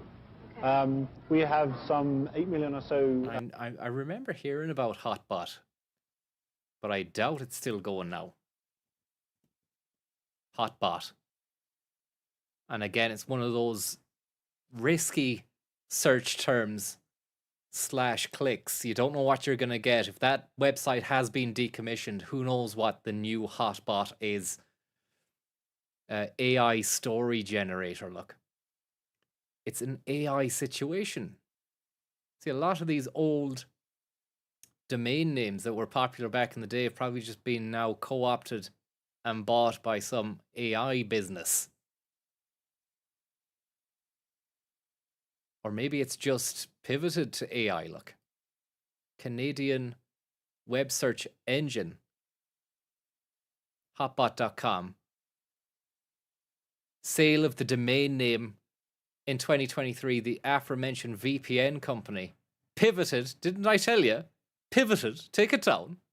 Pivoted to offering an AI-based web search feature, inspired by, however, not officially affiliated with, the domain's original usage in 1996. Lysos owned it, sold the fucker for 155 grand to an unnamed buyer. Afterwards, the Hotbot domain became home to an unrelated shopping search site, ending the 20-year history of the original site in 2016, but nobody cared about it because in 2018, the same domain was put under new ownership and became an unrelated privacy-focused search. Then in 2020, the Hotbot domain is as of 2020, is controlled by a VPN company based in the Seychelles. And now it's pivoted, take it down, pivoted to AI. I'm not going to click on it. AI search. How are you gonna compete with the big boys of Google and whoever else? I don't think that's gonna work out well for them. I wouldn't be surprised if in a few months' time, after the proposed AI crash, we see another entry here in the sale of the domain name, and the saga of Hotbot.com will continue at pace. Unique users that come to Hotbot in any given month. And the focus of the service that we're providing for those people is navigation, allowing them to find their way around the web. The #1 rated search engine, Justin. So this is 98, even before Google had become the big player. That's at the core of what we do. We do provide other services for people, like we provide free email for people. We also allow people And to construct you their own had homepages Hotbot, and you things had like that. Ask Jeeves, Ask.com, Lysos, Alta Vista, but Google, you know, all those websites that I just mentioned there, they all had these fucking web pages that looked like this, but Google just had a search bar and the word Google on it, which set it apart from the rest. They knew that the algorithm they had spoke for Allow itself. people to construct their own homepages. They didn't have to fucking add all these whistles and bells. Things like that. But the focus of what we're doing is to provide users with a richer and richer search experience. So if you would compare Yahoo, Excite, Lycos, and all of these other portal sites, and you'd say, okay, well, how does Hotbot compare? It's the focus on the search engine. Is that?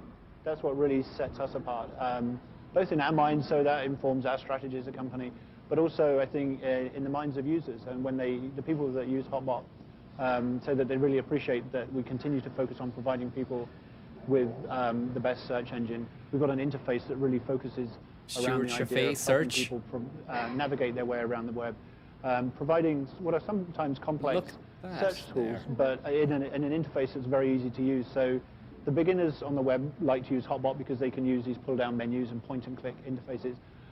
The advanced users, people who are themselves building websites, like to use this because we provide an array of tools that allow them to quickly find the information that they're looking for. So the ultimate navigation portal. Yes. Music fade up. That's my favorite.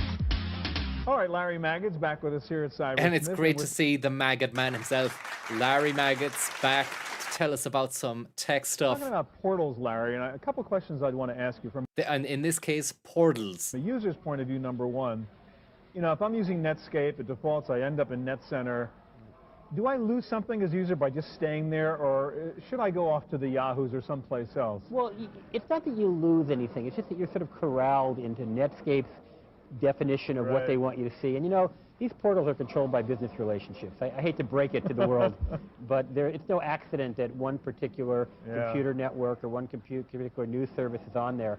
And so what you're really losing is the variety of the myriad of material that's out on the web. So don't be necessarily content with just using that default. Right. I portal, would not if you only go to will. other portals, but I would also seek out sites directly. I mean, seek out the really interesting news sites. Get in there and type your WWs. Absolutely, and do the searches. The portals at least will take you interesting. Not only go to sites. Get in there and type your WWs. Absolutely, and do the searches. The portals at least will take you to interesting places. Last point, you mentioned the business aspect. Last point already. We've only just got to fucking Larry. We want a good 3-minute Larry chunk here. We don't want in and out within a minute and a half. This is a good guest. Thank you very much, Feast of Immaculate Channel. Very kind of you there. And it concerns me a bit, and some of us who remember. Are you out of purgatory? I haven't checked yet, but I will. Maybe I'll just check right now and see if my channel still has the strike on it. If I go into studio mode on the YouTube site there, it should tell me studio mode. Bear with me here. You go to studio and then dashboard, and I have. Yeah, there is no warning on it. There is no warning on it. The channel is back in fully good stead. Thank you so much for everybody for your continued support throughout that terrible period where I was under the cosh. This Damocles of YouTube re-education program hanging over the channel, and now it seems that everything is fine and working to scratch. And I think maybe people were getting annoyed there that I was streaming, or at least Fontaine was, not so long ago. The Thanksgiving Day Parade. I think it's my 2 cents is that if you're streaming an Associated Press or a Reuters feed or whatever news agency is doing something live, like the Robotics World Cup over in China a few months ago, I think when it's something like that, now correct me if I'm wrong, but I don't think the algorithm can sense, because that content is happening live on those channels and then it's going on live on mine, say, I don't think they can tell because they don't have the data. The data still hasn't been uploaded and stored as a viable video, which they can content match then. You know, the only way that you'll get done, I think, is if you're actually really going after the big boys and rebroadcasting a legacy media television station or a football soccer game or something like that, whereby those lads, I don't know how they do it, but they have the money, they have deep pockets, and they're able to content match on the fly. And that's happened before with DAZN, got multiple copyright strikes for something like that. Or not strikes, but I got something. Something happened, like, you know. But when it's a newscast of some robots kicking a fucking football in China live, I don't think they have the tech available to be able to fucking do that, you know? I could be wrong, but up until now, it doesn't seem to have had, I didn't get any problems with that stuff, you know? That said, I would have just got rid of the video straight away. Remember the Grammys there last year, even the Grammys live stream, but that wasn't an official Grammy joint. That would have been Reuters at the Grammys or Associated Press at the Grammys. You know, it's a third-party content situation.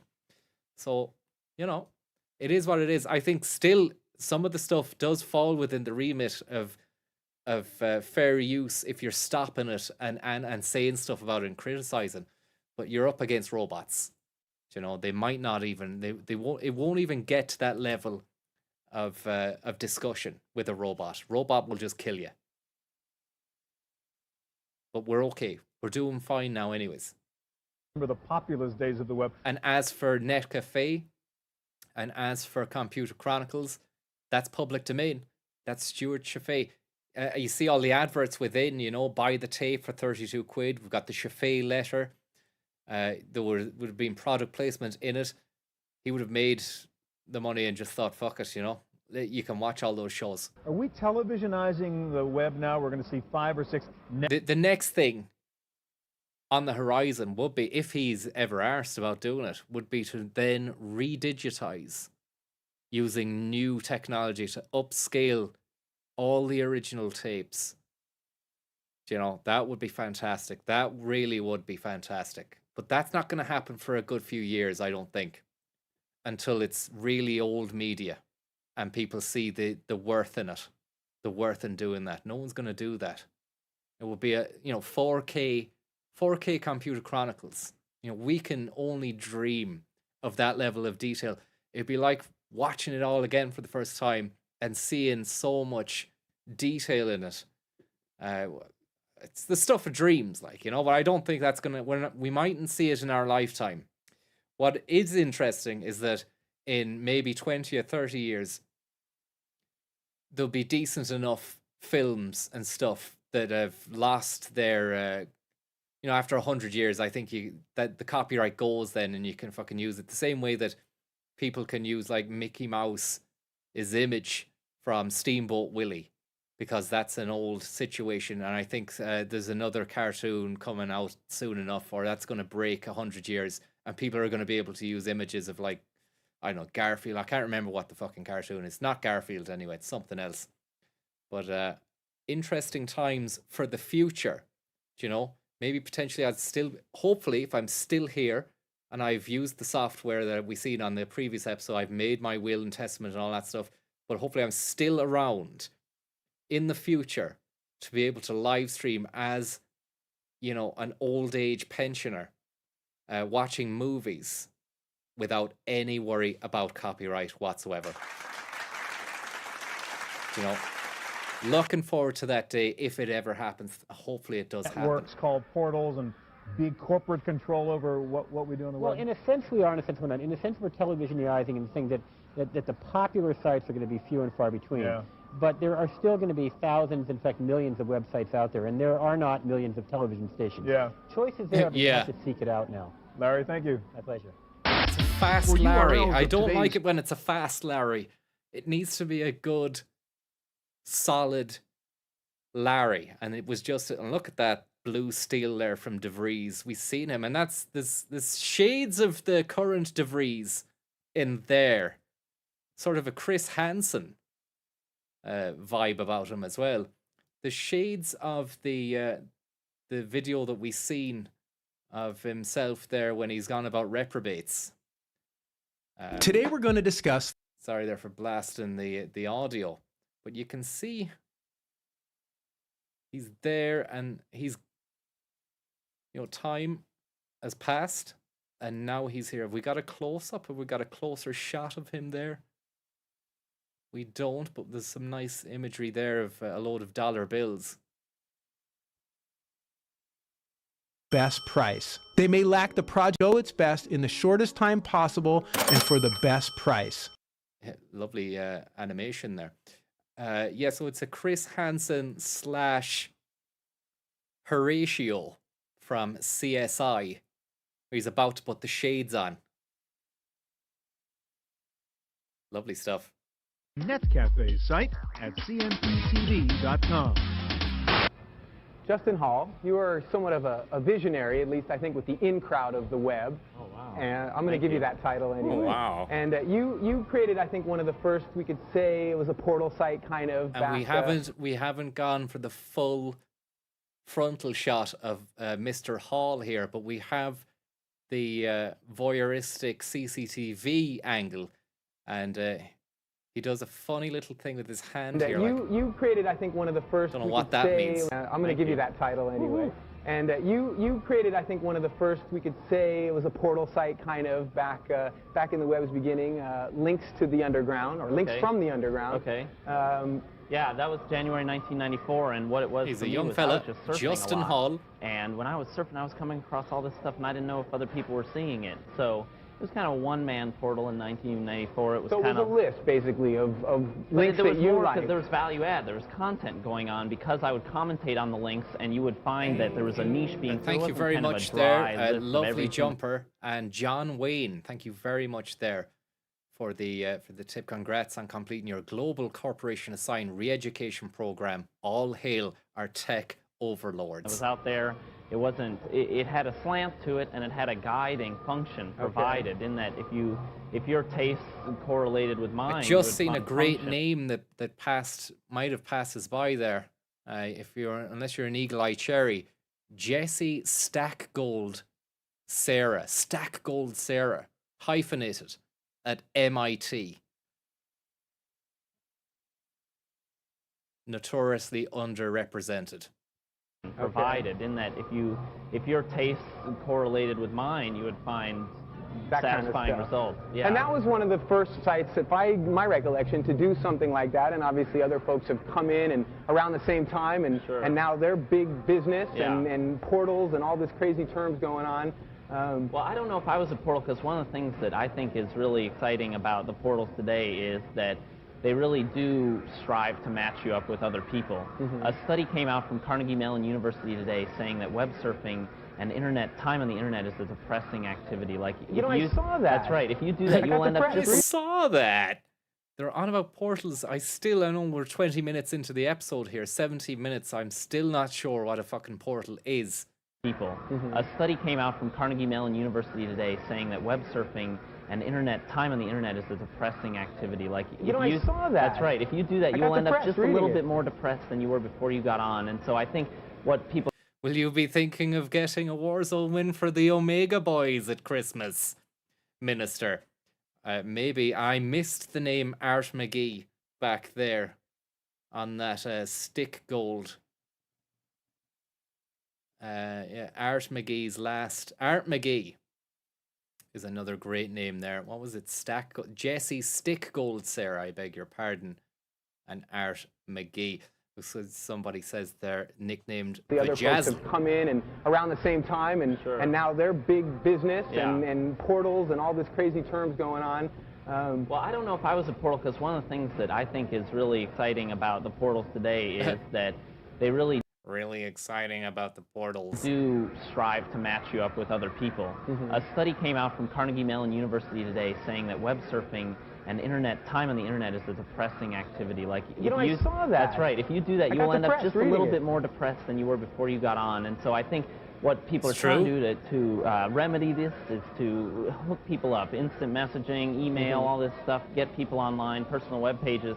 They're And not for really me, what selling was, it, you know, what- telling us out the box there that it's a depressing thing to be doing going on the internet. The show's geared towards people who are going on the internet, was you the know. problem with links.net, Links from the Underground, was that it was a solo activity. I was doing all this, but people would write in, and I had nowhere to put their stuff, and I knew that all these people were buzzing around it, but there was no way for them to kind of get together and talk about what was going on. And so okay, now I get a sense you're leading into, I'm leading into your what new I'm site that's here. right, Okay. which is more permeable, which is Okay. what's exciting because it's just a structure, and a lot of other people have built what's actually, you know, the walls. If it's a building, I put up the framework, everybody else did the stuff that's inside of it. And So let's start with the name, Okay, it's bud.com. bud.com. What does bud.com mean? It's extremely short. Sounds like they said but it's bud.com. Memorable, friendly, right? I mean, it has a... It's memorable, it's friendly, it's a friendly site. It's nice and friendly. Bud.com. Is it still going? It's always a risky one, isn't it? We don't know. Yeah, it's exactly as you think it would be. It's a weed site selling ganj. Probably vape pens and THC flower. Grinders, lava cake, Delta 8 moon rocks. With the obligatory take me to your dealer stoner alien from Area 51. Big stones, it says. Moondust. Or you can get yourself a bag of Happy Nights with a Z. And then a few other follow-up Zs to create the sleep sign, the sleep signal of Zs. And there's some Blood Moon Orange Happy Nights, Delta 9 plus CBD, 200 milligram Blood Moons, melatonin plus Delta 9, Happy Days, limited edition. Or how about this? Get yourself a bag of Piff Raider, F2 Piff Raider, or West Coast Golden Haze. Do you want a bag of fucking polar bears, man? Have you got any of that marine layer left? Fucking anxiety on it. My head's wrecked from all that fucking marine layer you gave me. Might just take the edge off with a bit of Jungle Cake Delta 9 hash infused pre-roll. And then you've got a Temple Ball pressed hash mandu Hitman by none other than Hitman Hash.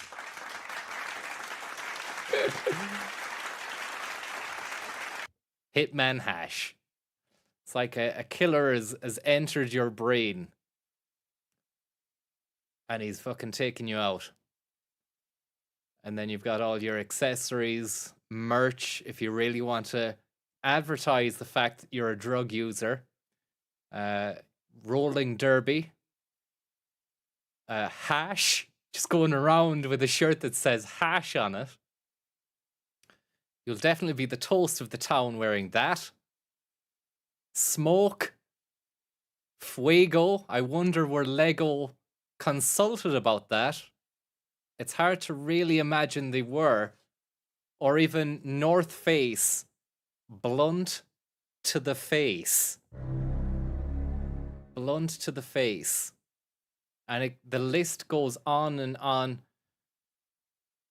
A stoner astronaut locked to his chair. And I don't know what's with the skulls, like, you know, the kind of linking it to a sort of death state. Whatever it is you're smoking or whatever it is that you're on. You're just going to be like, you're as good as a fucking skull on a couch, on a chair.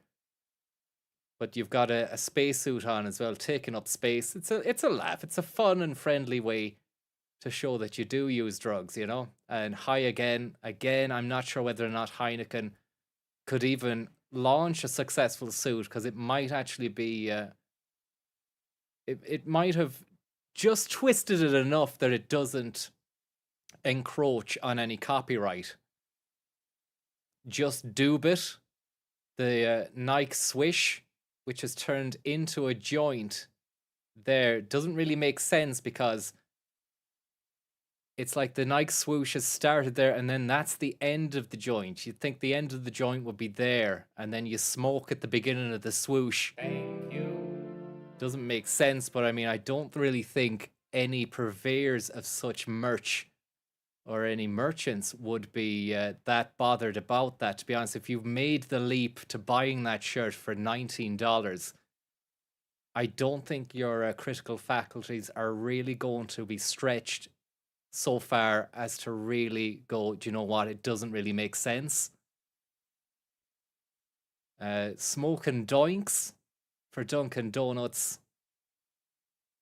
And there's a lot of stuff there as well. Some Christmas stuff for the season that's in it. Marijuana. And look at that. The family would love that if you turned up to Christmas Day dinner with that. You know, wearing that. How are things? Hi, how are grandma and granddad? How are things? And your cousins that you haven't seen for a while. You're wearing Santa Claus, getting baked, and then it devolves into a meme realm Christmas jumper situation. I haven't seen any AI stuff, but then again, that might be an AI situation. You know, hanging out, eating Christmas dinner, wearing that. But that's bud.com. It's amazing to see the way these things develop, isn't it? You know, it started off as a nice airplanes are dangerous, phobia-provoking machines whose primary purpose is the nefarious and dangerous the physical properties given their government pass. Doesn't have anything to do with weed. To the stuff that's inside of it. And so let's start with the name, okay, bud.com. Bud.com. What does bud.com mean? It's extremely Thank you very much, Choo Choo Magoo. Short, memorable, friendly, right? I mean, it has a multitude of meanings, so it's a kind of common word in a different communities. And it no means different lawsuits things, from Anheuser-Busch for that No, one. they offered me money for it a couple years ago, and I said I wasn't interested. So I mean, it could have been a Budweiser situation. It was on all my business cards. It's this. I'm getting fucking deja vu here. But I swear I don't think I've ever seen this episode, but I don't know. I'm just getting deja vu there. Anheuser-Busch. The Budweiser boys. Stuff. Smart move. Maybe they were mentioned before in some other capacity. I think. It's short and it's got some personality to it, but it's also like a young plant, right? If you want to take it at this point. Okay, That's what bud.com is right developing now. it on. Yeah. Now tell me though, you say you've got a community aspect to it. This is the moment he had the idea to get into real estate. There says Calvin at this moment in this particular interview, and you can tell he's too clean cut. He's too much of a hot prospect for the future to remain tethered to this net cafe show. What are you doing that is maybe bringing people together now that the other side didn't do? Well, I think if you look at the front page of bud.com, you see that you don't even know who put it together. To know that I put it together, you'd have to go to my other webpage. So it's an open structure. It's not branded. It's not got a name other than its own entity. And when you go to that entity, you're seeing names of all the people. 1998, Osama bin Laden, class of 85. Look at that. A prelude even before he had done that crazy fucking thing that he did. He was a hyperlink, hypertext markup language link on a weird site called bud.com. So we're coming full circle here. This once, we're laughing at some of the products that they have here. Zaza Slut and weed in the wrestling font. But little known fact, back in the day, this site had something about Bin Laden on it before he'd even done the fucking bad thing. But he was being built up anyway, He was being primed, shall we say, because I remember even in 1998 maybe hearing about him then. So he wasn't like it wasn't a fresh new name on the scene when 9/11 happened. It was like, all right, that's that buck that we were going on about a few years ago when they did an airstrike, I think out in North Africa or somewhere like that. I remember Bill Clinton being on the telly going, today we've done some airstrikes, blah, blah, blah. It's this bin Laden guy. And then he came on the scene, you know. I don't need to tell you what happened next. We all know what happened there, don't we? In the stuff that comprises Bud.com. So there's links out to the... And Saving Private Ryan's. And there you have it. I mean, look, some strange stuff on this fucking Bud.com.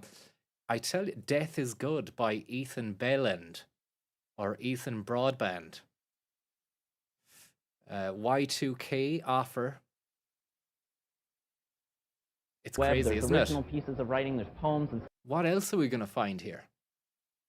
Plastic Seed by Lunes. What is a Geek by Misuba. Who are these people? Who are all these guys? Darby, Lottakash, Jenny, Decker, Al Decker, Eve Bradford, Bubble, Bin Laden. Stories and pieces of music that people have put together, and all that stuff, it has the name of the creators on it. So prominently. It's an original piece of work, I guess. Yeah, well, or it's their take on something that is someone else's original piece of work, but it's their, you know, everybody's putting their stamp on things. And that looks ominous as well. I don't know. Am I going too far here? Something a little bit kind of, that's another like a drug reference from the 90s, you know, like those clothes that you could get that were banned that said Spliffy on them, or Eclipse, or NAF 54. And kind of giving you their perspective. And what's great is that all those, each link, right, is 2 links. A letter sent home from the primary school to the parents that said these jackets are going around and they're not allowed in school. And it just had a picture of a fucking stoner on them. You know, but kids were wearing them. You know, what were where were the parents? And if they were there, they didn't care. The parents didn't care. Because you get the thing that they're talking about that's out on the web, that's part of internet culture. Very Silent Hill, Captain Hicks. Links, because... Very bizarre stuff indeed. Sort of a fucking Mr. Ben situation there.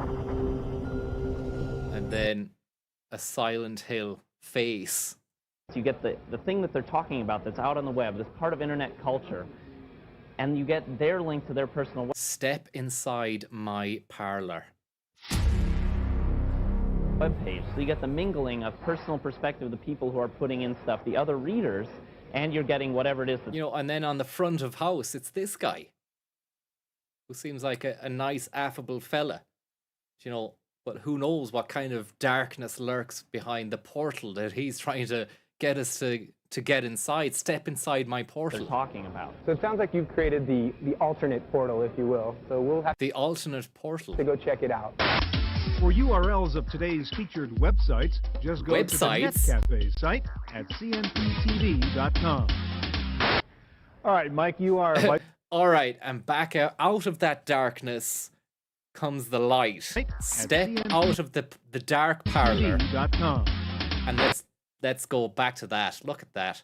Is there anything more reassuringly safe than a fucking cut, a transition of static, you know, as if to kind of embody and represent the dark void that we've just been in, and then frame into that lightness, heaven, reassurance, stew.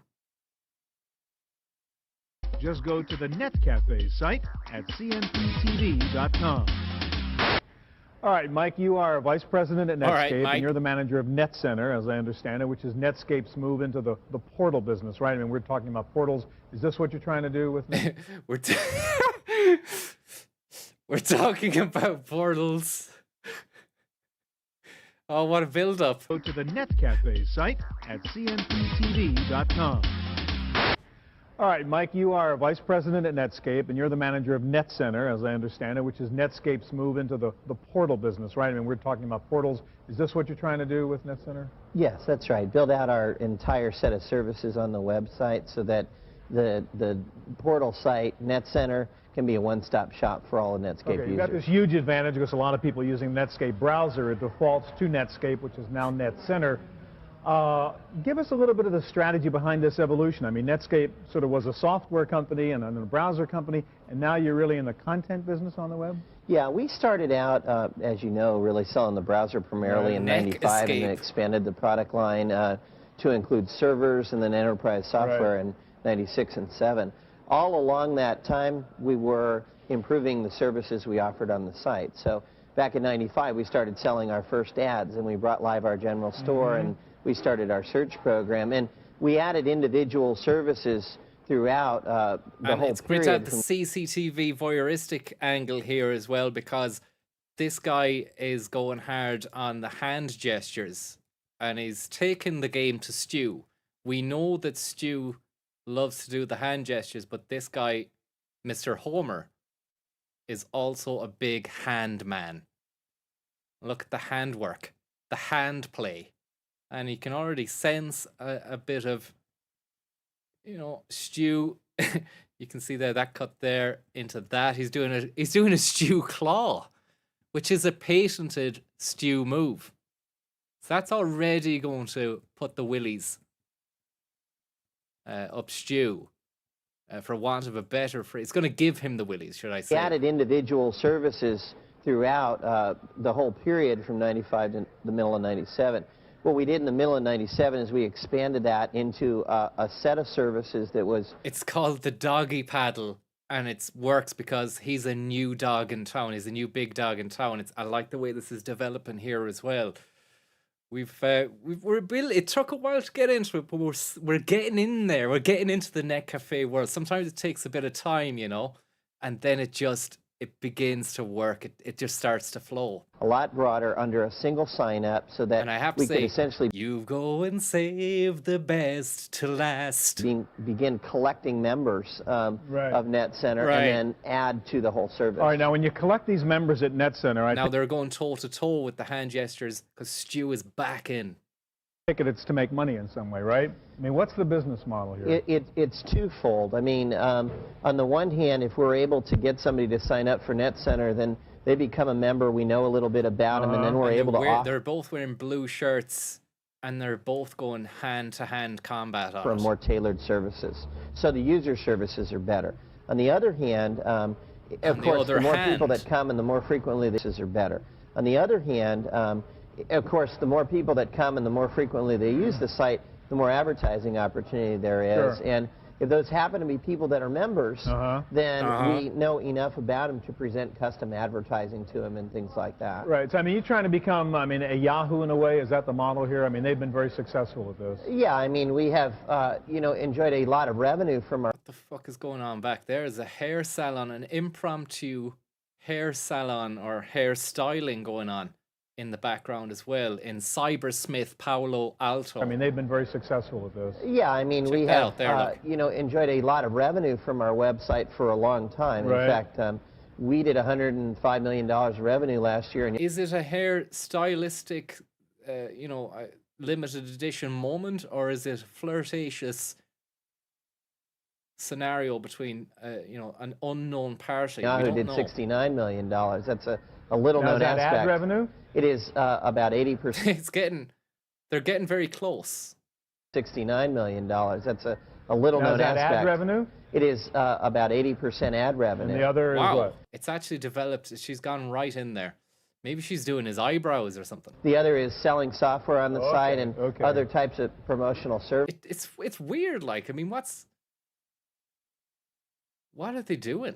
So we actually have had this very, very lucrative and successful business.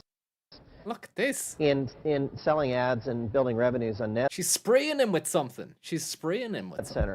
What we hadn't done is built as good a service for the end user, and we hadn't really focused on that business. Whoever he is, he's got a very thick mane. Primarily because we were still making our money from software. Now, a lot of the stuff when you go there... Rare cough from Stu there. He left that in.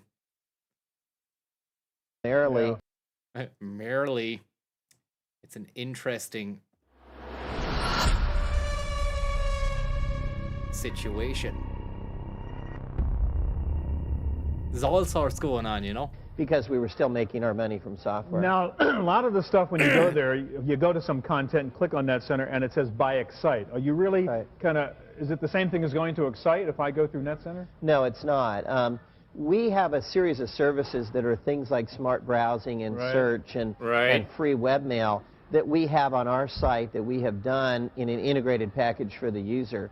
In addition to that, we have worked with Excite to build out about half of the content channels that are on NetCenter. Is the makeup artist fluffing up the next guest? I mean, if they're not on the show, I mean, I didn't think I recognized, just from the cut of him there, he hasn't been on, because sometimes they might film these bits before and, you know, we've already seen, or after the event, but I haven't seen him in the setup so far. No, it's not. We have a series of services that are things like smart browsing and search and free webmail that we have on our site that we have done in an integrated package for the user. In addition to that, we have worked with Excite to build out about half of the... It's not DeVries. ...that are on NetCenter. And the ones that you see, where you see the Excite co-branding, are the ones... DeVries is wearing a blazer and shirt combination, very stylistic. That we work on. That fella in the background with the spritz and the hair, that he's wearing a kind of a blue shirt. Along with them. You still will be in NetCenter. You still will be using our personalization and all the advantages of the client integration, but they're providing content on half of the channels. Mike, there's a little bit of AOL I see in here too. I love that, and Stu loves AOL with that hand gesture as well, combination, but I liked the snake in the hole maneuver that Homer pulls out. Both of these guys are in their prime, and they're hitting each other with hand gestures that we've never even seen before. Like, look at what he pulls out of the bag here, Homer. Look at that. I like to do that maneuver. Do you know, during the title music to the show, I usually do that myself. Do you know, but I've never whipped that out in a fucking one-on-one. I don't think I'd whip that out on a one-on-one. Snake in the hole. It's great, and I think Stu gets excited by that. He gets excited by that and starts to emote heavily on AOL. They're providing content on a double snake, a double hole. Half of the channels. Mike. Now look at this. Look at Stu. Is he going to orb? He's not. He's going to grab AOL. He's imagining the title AOL. We all know, all I have to say is AOL. We know what it looks like, the letters, the branding. He's holding it in his hands now. There's a little bit. He's got the whole world in his hands. The AOL I see in here too, you got these pop-up ads that sort of blast at you whether you... Hand blast, sandwich, another combination, combo. See, whatever Homer does, Stu will top again and again, and we haven't seen a hand blast before, you know? It's deadly. He's killed him with that one. I don't think there's any comeback for Homer. I don't think Homer's got anything, but we never know. We might see a sausage. Channels. Mike, there's a little bit of AOL I see in here too, you got these... He's been stunned. Pop-up ads. He's fucking popped him with the pop-up, and then he's said the word blast and sandwiched. So it's a blast sandwich. Sort of blast at you whether you want them or not. And a clasp. Sort of ads. And then he's going sneaky, creepy Pete, and it's combined with the creepy angle as well. So it really is a fucking three-pronged attack there. Let's just show you that again. Well, I see in here too, you got these pop-up ads that sort of blast at you whether you want them or not. You've got sort of ads hidden everywhere. You click on. He's doing the shoulder roll. I love the shoulder roll. He's pulling that one out. I think it's text, but it turns out being an ad. Is that sort of a necessary part of the way this has to work? Lovely. Yeah, I think that what we've learned through a lot of research over... it's a shame we've gone in on the CU Dutch. We need to come out for a medium Dutch if we're to see him on what he's bringing to the table as a riposte. A necessary part of the way this has to work? Yeah, I think that what we've learned through a lot of research over the last 3.5 years on the site is that way beyond banner ads, people actually like to have their promotion. We just seen another snake. Be more targeted. We didn't see it. Pop-ups are a great example. We found that if we put up a pop-up in front of people and it's for a discount on, CDs or in books, then the rate with which people will complain is, maybe 2 or 3%, right? However, if we offer somebody a software upgrade that's targeted to them because they have 3.0 and they want to go to 4.0, then we might get 1/10 of that rate. In any case, most people actually don't mind the ads if... And the music, the fade in is coming, Stu's going to get out of there. They get the whole service for free. So that's the trade. We make our money on some of the ads, and we offer free services to the users. Smile? Is he going to smile? Net Center, thanks a lot, Mike. Just a nod. And we have a fucking beautiful wipe there where we get a bizarre amalgamation. It's the Tiger Claw wipe, which gives us, if we break it down frame by frame, an amalgamation of Homer's Odyssey, and Stu's chin. And you can even see, even at that one there, that's the most shocking frame, I think, where we've got the eye of the tiger, the eye of Homer, and then Stu's chin. And some of the and the matching shirts to boot. Ads, and we offer free services to the user. All right, Net Center, thanks a lot, Mike. What an encounter that was. So we got to see a couple of portals and talk to some folks, and I think you were right in the first place, right? It's really a business thing. It's a way to grab people and hold on to them and sell them to advertisers. Really, what you're looking for is Stu. I've said it time and time again. It is Stu. It's just the driving force. No matter what happens, you bring it all comes back to Stu. He's the glue that holds together the entire tapestry. You can even see the stance, the sitting stance there on that high stool, cradling the cup, the Cybersmith embossed logo on the mug. Place, right? It's really a business thing. It's a way to grab people and hold on to them and sell them to advertisers. Well, the real challenge for all of these portals is to actually and look create... at him. It really is style, great style.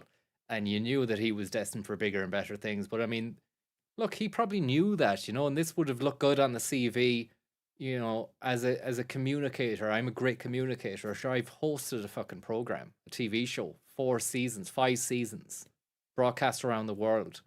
Value that people want to actually come back to. I think some are doing it and some aren't. I think all of them really want to create a community. And we looked at this guy, Justin Hall. A little different, yeah, Links from the Underground. Well, he created sort of, one of the first community feelings. A very personal community. Right. People would come back to his site over and over again. That's what all the big companies want now, too. Get you to keep coming back. Yeah, sticky. she said sticky. But now, what about you? Is this sort of too restraining for you to say, no, I'm always going to go in through Net Center or whatever? Well, yeah, I'm not one for sort of doing the same thing over and over again. The other thing is that it's kind of one-upmanship. There's always something new that somebody else is adding. So, I don't know. I think if you do a few things really, really well, then I'm going to keep coming back to you for those few things. Look, it's the twosome that we seen earlier on. They're fucking as thick as thieves, these two. Cybersmith. Things really, they were playing games with each other. There's a bit of cyberbullying going on, and there they are again. You don't see one without the other. And it's like, look, is he putting something else there on his arse this time? The hand is going down to his arse. It seems as though it's continuing. They're touching, and they're just having a blast. Look, it's a laid-back scenario in California, really well, then I'm going to keep coming back to you for those boom in there again. It's things that you do really well. I'm not hands in the pockets. Really a big believer that just loitering. Look, there's only going to be 1 or 2 places that everybody always goes. Well, City Search, the guy I talked to, was one good example where they focus on people. Bit of horseplay, just hanging around, idling. That everybody always well, City Search, the guy I talked to, was one good example where they focus on people in one town, and that's kind of useful rather than the general ones. Anyhow, portals, we'll check a couple of them out. That's it for Internet Cafe. We'll see you here next time.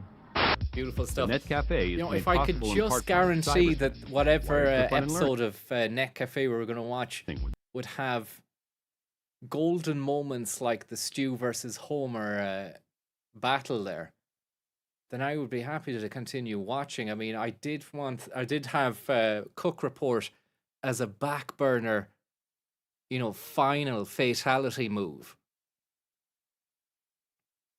But I like this world that we're in here.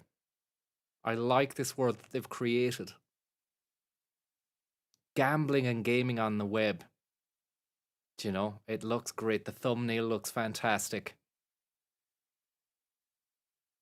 I just think, have we seen it before, you know?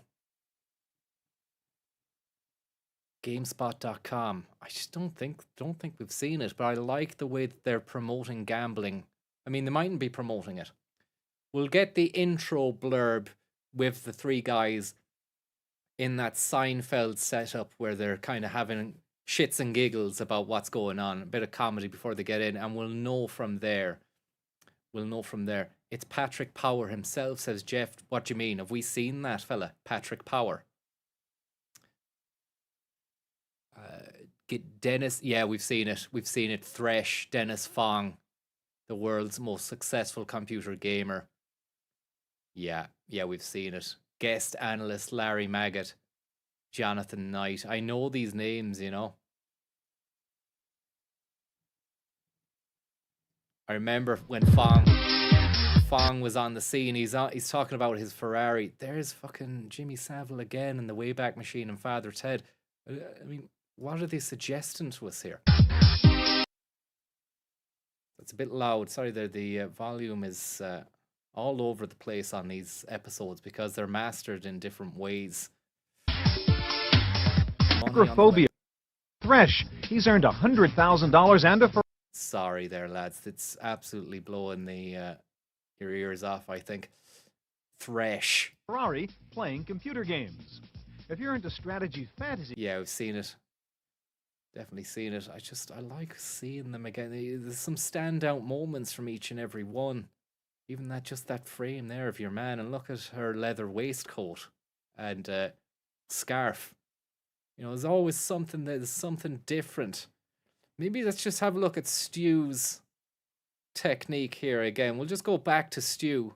Stuff you got to memorize Right, for school. like for the Great Lakes, you'd put homes, you know, Right. Huron, Ontario, Right. etc. So I would use that to remember certain facts, and I'd create funny ones to go along with that, and that became a running joke, and eventually I made a game about it. I put the game together on an internet chat room. I like the enthusiasm this guy has. Program it. Jungle Jill and Serpico. With my rules, and it took off pretty well. I brought it to Berkeley Systems in the summer of '96, and it's launched now. All right, Berkeley Systems, they're the guys who did You Don't Know Jack, which is one of the most successful games, both in software and on the web. I'd love to get a full res episode, something just 480p even, you know, not a 240. Now, what's the relationship there? Is this in the same place? Look, I mean, imagine getting 4K of this. Beautiful. We might as well mark that as watched. Let's just go back and have a little look there. 99. Online literature, adventure travel online. I can't remember her hair or face.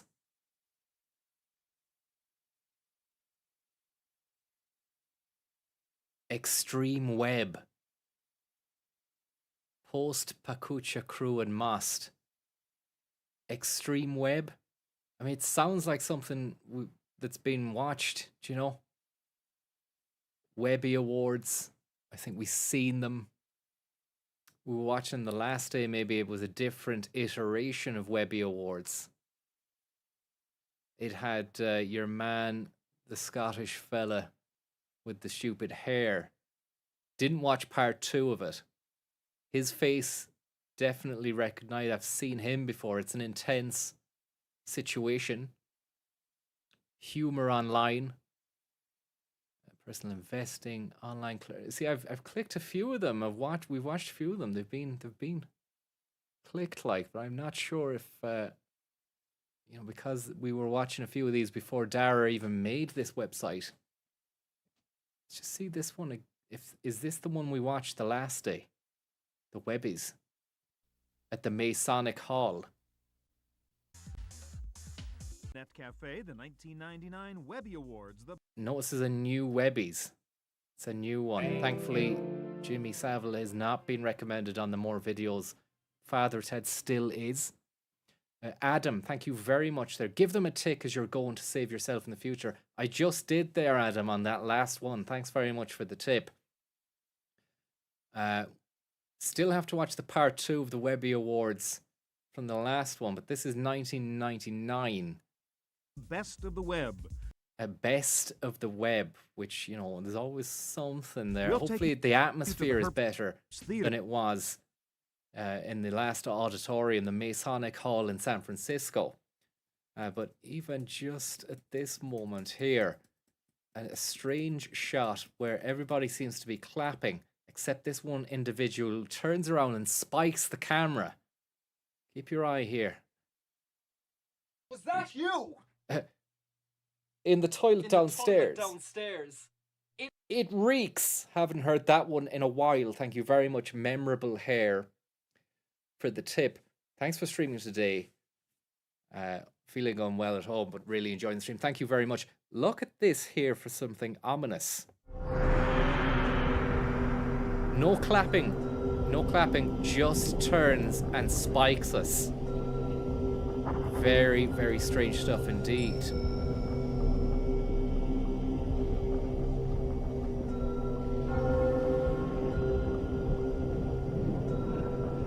We don't need to labor it.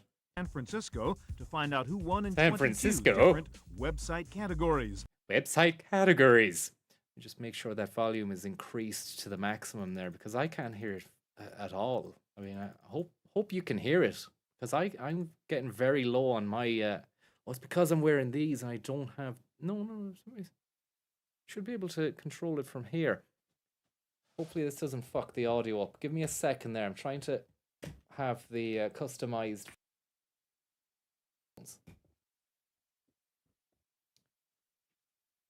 Bap, bap, bap. Can you hear me? Bap, bap, bap.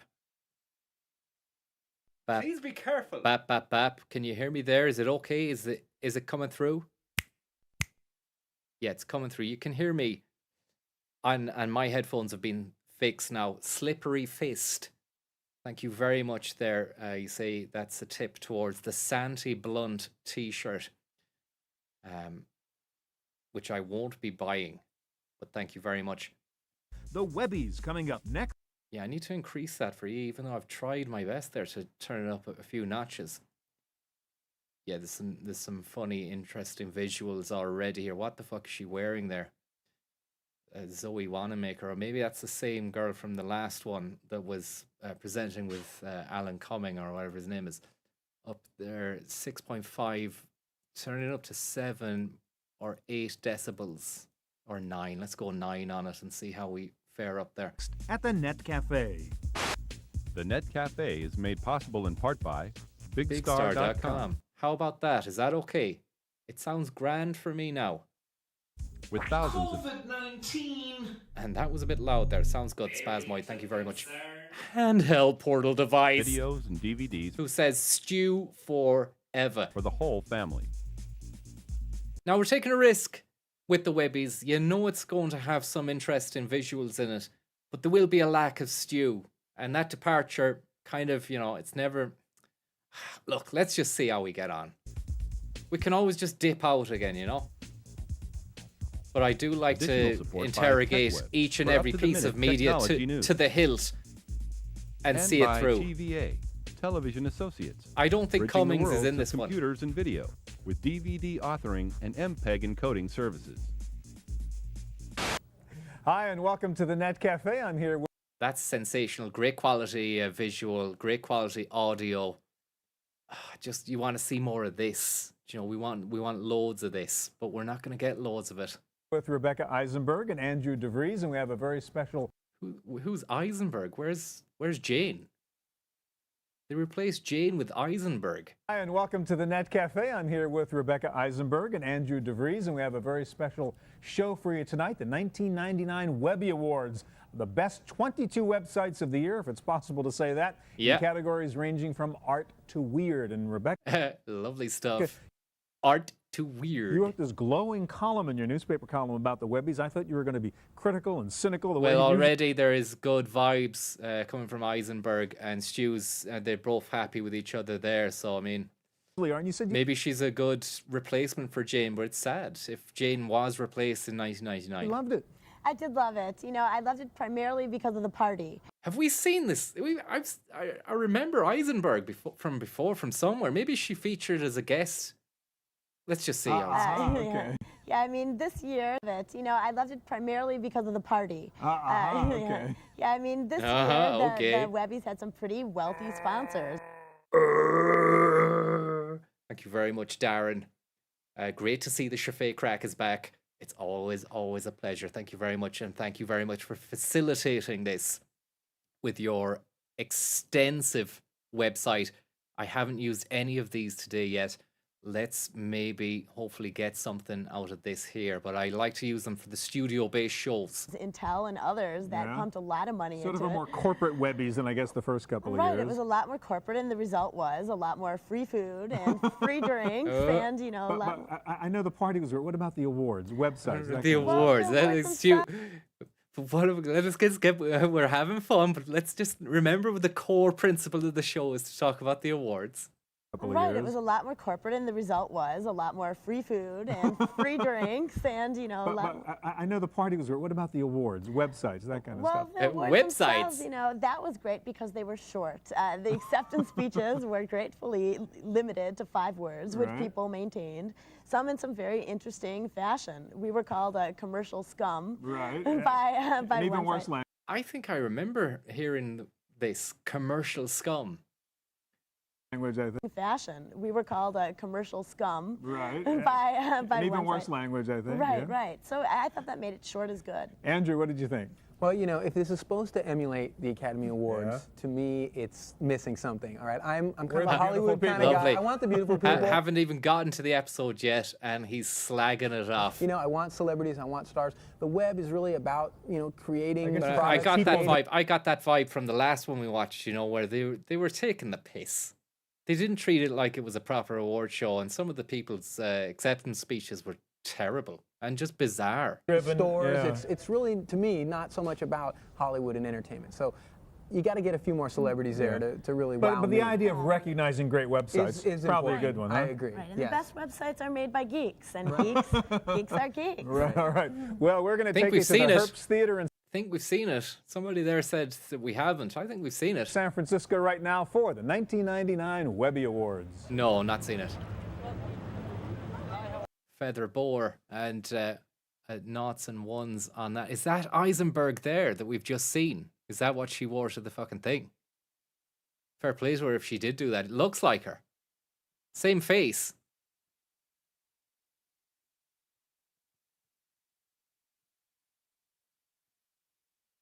The Webbies is San Francisco's version of the Oscars, the Academy Awards for it's not different hair. Girardi, and the event comes complete with limos, a red carpet, an adoring press, and weird outfits. This is exactly again Deja Stew. Didn't he say the exact same stuff about the last Webby Awards episode where it's like weird stuff, celebrities, red carpets, weird hair. A red carpet, an adoring press, and weird outfits. It's identical to the last Webby Awards they did. That lad there wearing a fucking a digital camera and looking very suspicious whilst doing it. He's wearing a digital camera around his neck. And he's got a piece of cheese. A piece of cheese. And a wine glass to boot.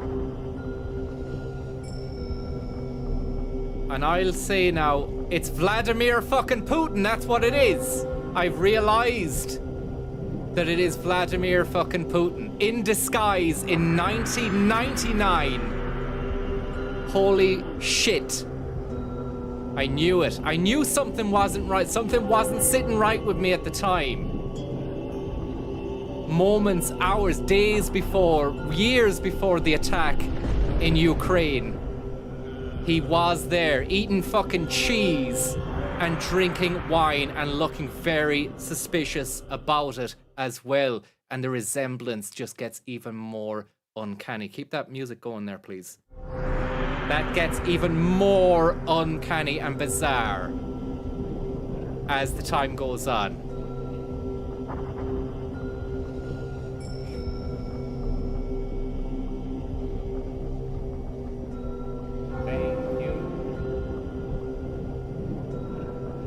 Georgie Pie, thank you very much.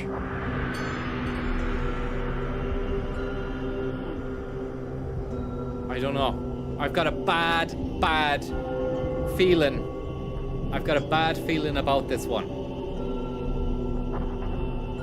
And look, he dips out, he realizes he's on camera and he turns away. And then these guys, fucking eyes wide shut. Eyes wide shut all the way. I don't know who that lad is there or herself, but they look like they're about to attend some kind of ball. Yeah, keep your eyes on the Donbass. Red carpet, an adoring press, and weird outfits. There we have. Holy shit. Yeah, it's just there, isn't it? Where he clocked us. And then the look away and the move on.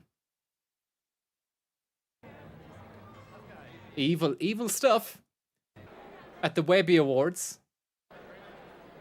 But the real action at the Webby, oh God, look at this. As at the Oscars, is insane. Oh my God. I wonder, is there a sweat patch underneath that? You can't see. It might be a Velcro shirt or I wouldn't say Velcro, but it has that kind of matte, satiny sort of finish on it where you can't really see if he's got sweat patches. Inside the auditorium.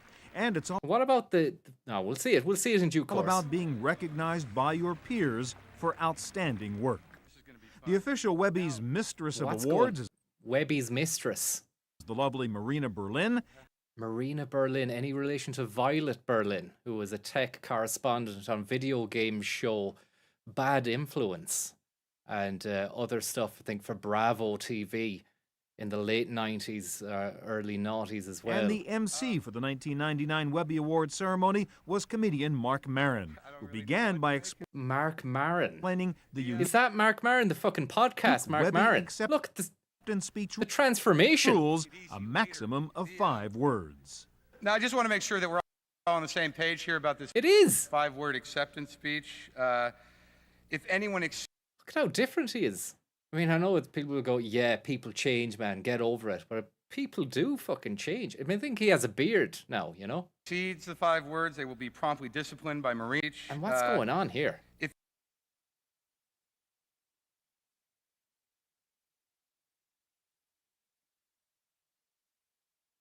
It's a great situation. The 5 words, they will be promptly disciplined by Marina. I know to some that will be an incentive. So try to behave yourselves. Let me give you a couple examples of what 5 words sounds like, because I'm sure you haven't really thought it through. Okay, like for example, like you come up and you go, oh, there's so many. It's a real late 90s Aircell ESAT Digiphone Republica. Baby, I'm ready to go. I'm back. I'm ready to go. Remember in that video, they were wearing all that weird shit. This was the big thing around 99, 2000, the dot-com bubble. This stuff.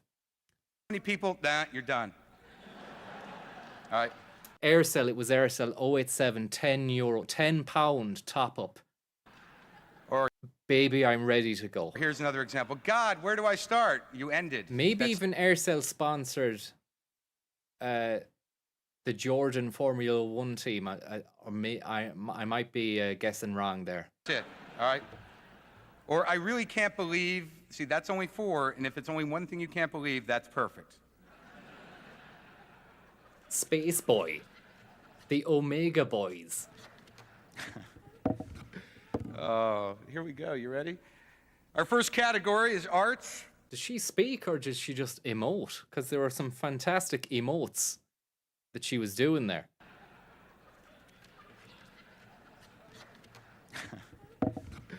Oh, here we go. You ready? Our first category is arts. And now, the nominees for arts are...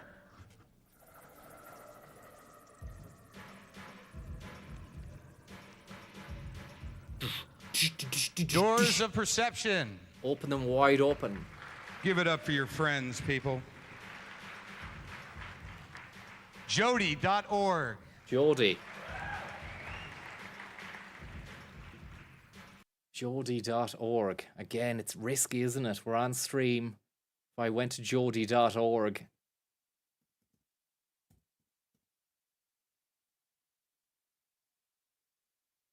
I'm just going to get ready to close very quickly.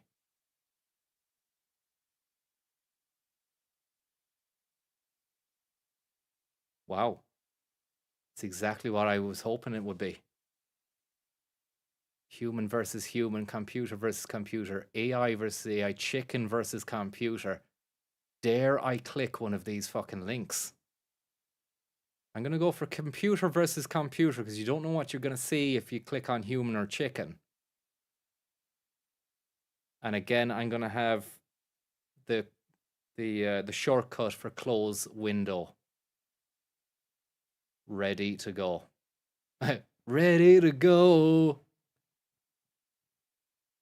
What's a game look? You're watching X's and O's played by a computer. What about human versus computer? Will I be involved in that? Sorry there. Well, then I'll go here. Sorry there, that's very loud. I'm not going to continue with this. I would like to see if I win, though. Would like to see if I win this game of X's and O's.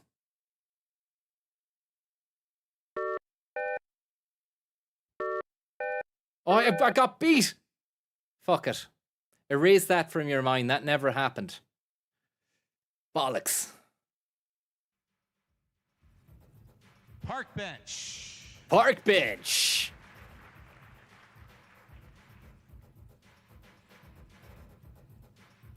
We're going to be playing. Recycler. We're going to be playing more X's and O's. Going to do a fucking 7-hour X's and O's stream one of the days.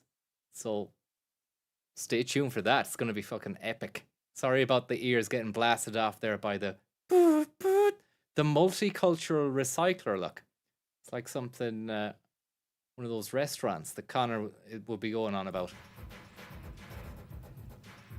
The multicultural recycler. Recycler.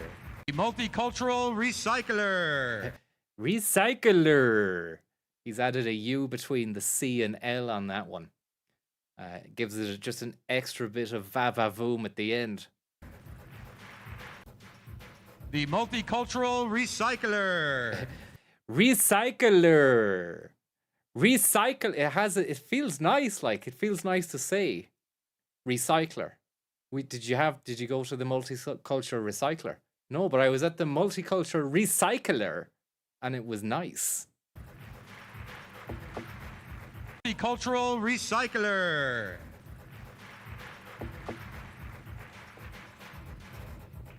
Last will and testament.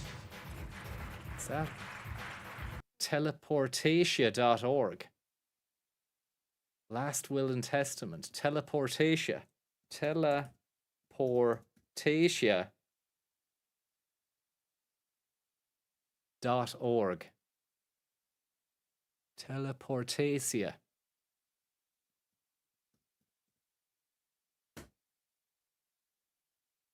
Nope.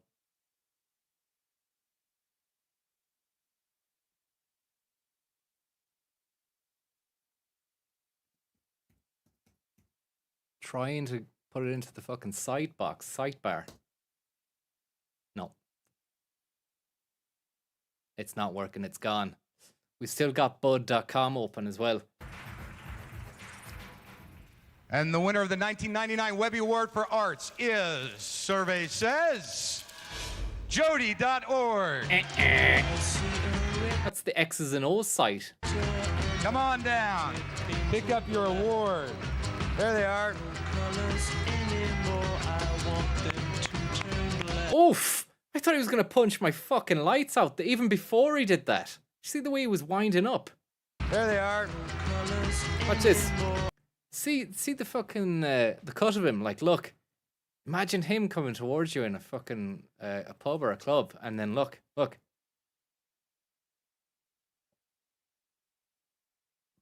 Oh, like he's you're seeing that hand, and then he's gonna fucking come in with the right. He's putting that there, and he's gonna fucking jab you with that. It's like, whoa, look at that. Have I got your attention with that? And then follow up right to the chops. And who's that fucker in the tux? It's like he's seen this before. He's out of order. He's had too much. This fella's had too much to drink. And he's about to fucking Webby award you. And that's called the web. That move. They get you with the spider web, and then he follows up with a straight right to the chops. Just to think we were playing X's and O's there on a website that this man built. You know, I got owned by his website in 2025, and now it's 1999 in this. And he's about to punch your fucking lights out. There they are. Smack! Whoa, look at this! Look at this! Look at that! It was real! It was real! What a wanker. What a fucking wanker. What a fucking arsehole. They're kicking off there on the cameraman. And he gets his jacket, his stupid 90s Backstreet Boys jacket gets ripped off. Watch. Look at this. Your man's having to pull him away. Don't give him. He shouldn't even have a fucking award. That's not right. This guy's just doing his job. He's old enough to know better as well. A smattering of grey in the hair. Maybe he was off his fucking chops. You can tell he's off his chops, look. Chopstick. Should have known. If I was on camera and that was happening, he was coming towards me, I would have known. Maybe just back away from this cunt. He's fucking dodgy. And is that his wife?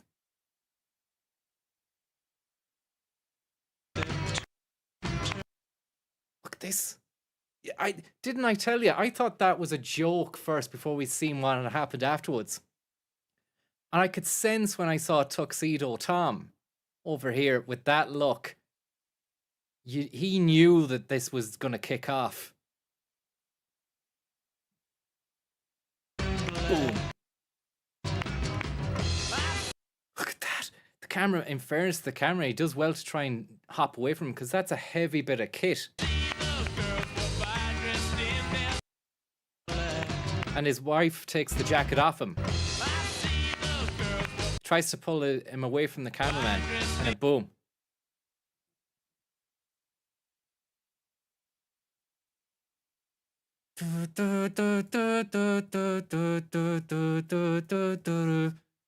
Mark Maron, look, just clapping. He can't do anything. He's stuck. Mark Maron's laughing.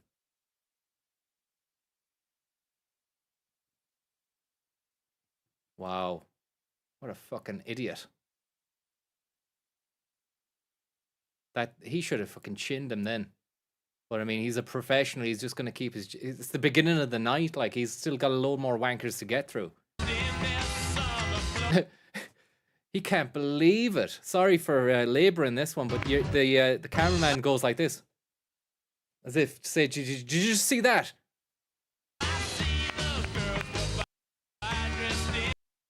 Look at this fella. Look at the cameraman here. Look back. Look, he does a quick look around to his mates to say, what's going on? She keeps dancing. Look, Mark Maron's obviously gone. This guy's bad news. I'm going to back off.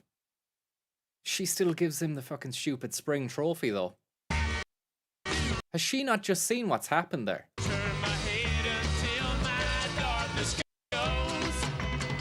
Ugly commercial, son of... Yes, that's the spirit. God bless the... He turned up to the award and took the award. You know, and paid to be in the awards, and then did that. The Rebels. The next category is... We need to find out more about that guy and what that website... I can't believe I've just played his stupid X's and O's games, and I'm even more sickened that I got beat. Commerce, and before Well, I'd like to say a few things. Before we get into the commerce category, I'd like to sort of send a shout out to the people at eBay because there is no reason to throw anything away ever anymore. You just put a picture of it up on eBay, and within days, you can just box it up, send it off, and deposit that check. I'm glad that Marin is doing the entire awards, because the other hosts the last time were just charmless, you know, or charisma. They didn't have any jokes, and if they did, they didn't land. I was actually able to unload 2 vintage, unworn, with stupid T-shirts to a collector in Kalamazoo, Michigan, in exchange for $25 and a pet rock that was still in its original packaging, and that's America. Solid. And now the nominees for commerce are... Solid stuff. Are...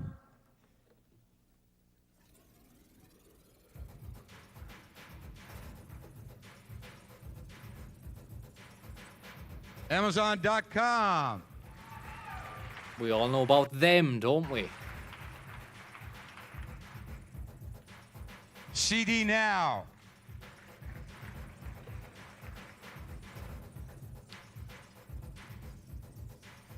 eBay.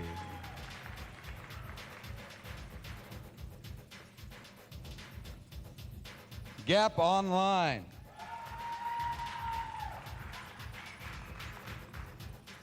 And of course, the Tire Rack.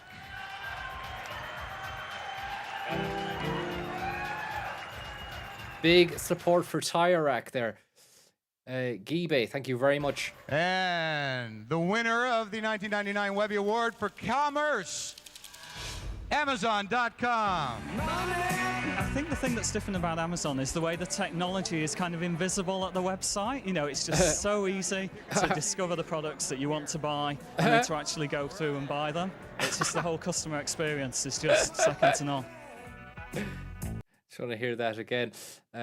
Georgie Pie said you missed Jane walking on the red carpet in the beginning. The blazing locks are unmistakable.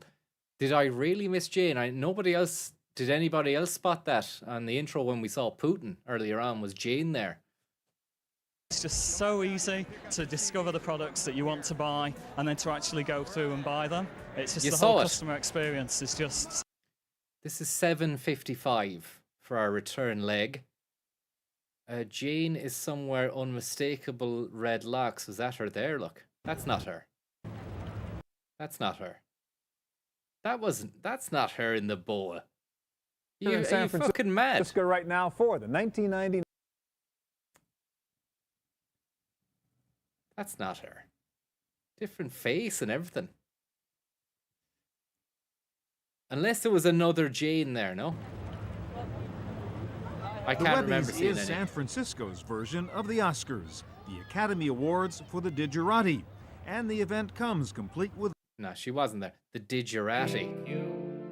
Omar, thank you very much there. The attacker's name, and we've got some insider scoop here. The attacker's name is Dirk Pacemans. Dirk Pacemans. I think Dirk might be a... I fucking look at that again. Just one more. Fucking Russia. Donbass. NATO. And I can't see any Jane. Dirk Pacemans. One half of Jodie. He is the D. And the Joe was Joan Heemskerk, which was probably his wife up on stage there. Look at him there. Look. Looks a little bit like David Byrne when he first gets up. I thought it was a talking head situation. He starts talking with the hands. Look at the snarl on him. What the fuck were they at? Oh my god, boom.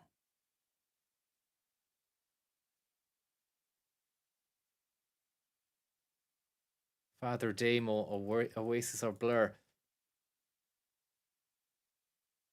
Pacemans. And it's spelled Paesmans. So it's a different pace. Son of a bitch. It's on the floor.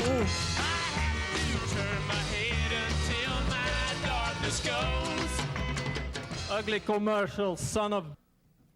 Yes, that's the spirit. God bless the rebels. Sorry there, we've seen it. Anyway, we'll just get back to your man there, 755.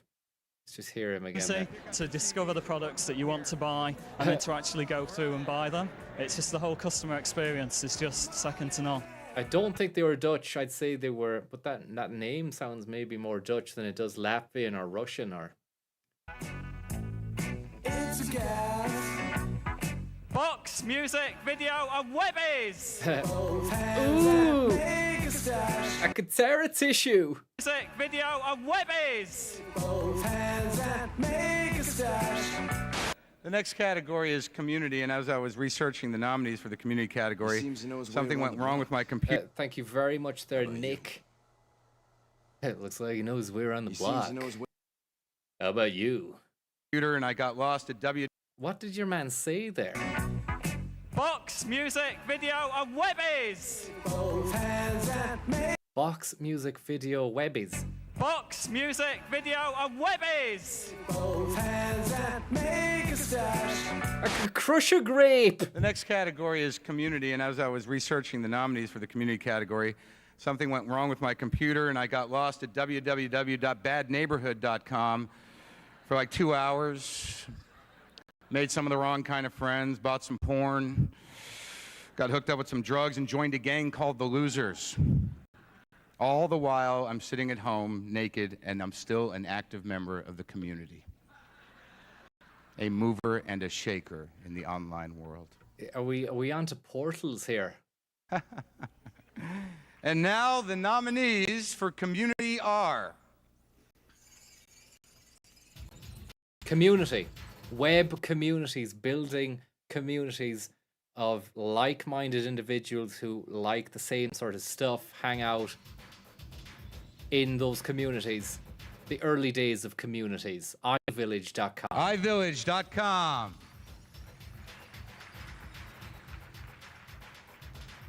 Chat topics. MiningCompany.com.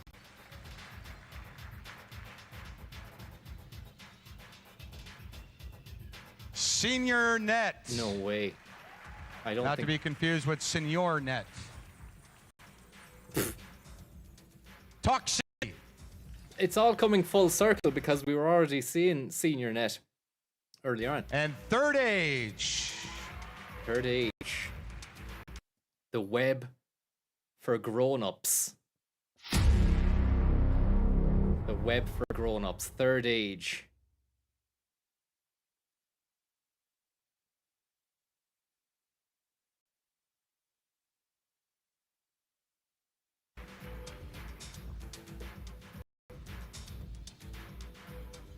And the winner of the 1999 Webby Award for Community goes to...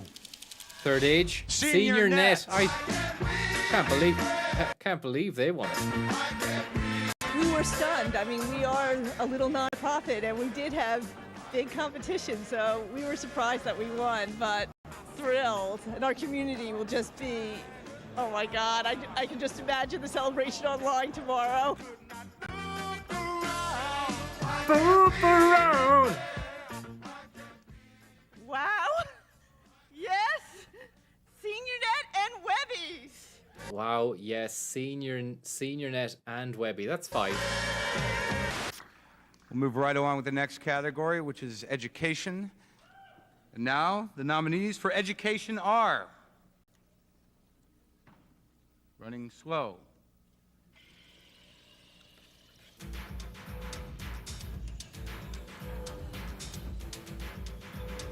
Journey North.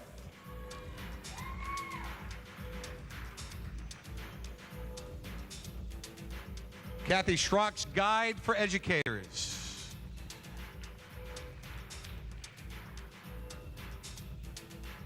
The Global Schoolhouse.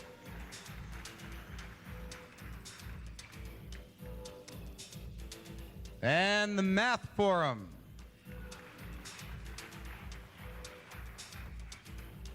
Web 66. Web 60, like Route 66, but for the web. And the winner of the 1999 Webby Award in Education goes to Journey North.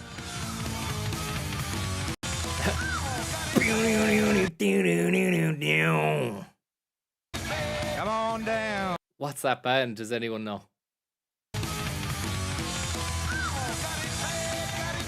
Come on down. I'm a teacher. Van Halen. Hot for teacher. I'm hot for teacher. Betty way, Betty way, Betty way. I'm hot for teacher. Come on down. Betty B, Betty B.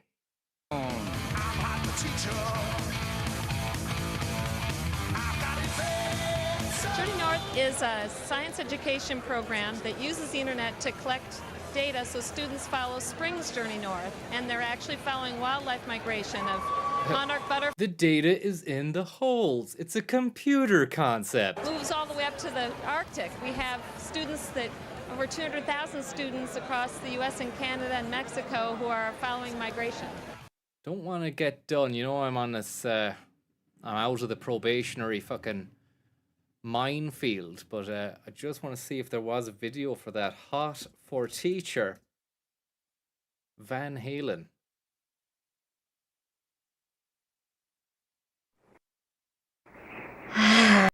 Sorry there. Could be a bit sexual, could be a bit too early in the day, but I mean, it's punk. They fucking stole that, did they? I wonder if Daft Punk got a Van Halen tune and put that into Discovery. Tell you, Daft Punk, if you go back and look at all the stuff, I used to think Daft Punk did all their fucking tunes on Discovery. It's a load of other people's stuff, do you know? What's that tune that uses that in? I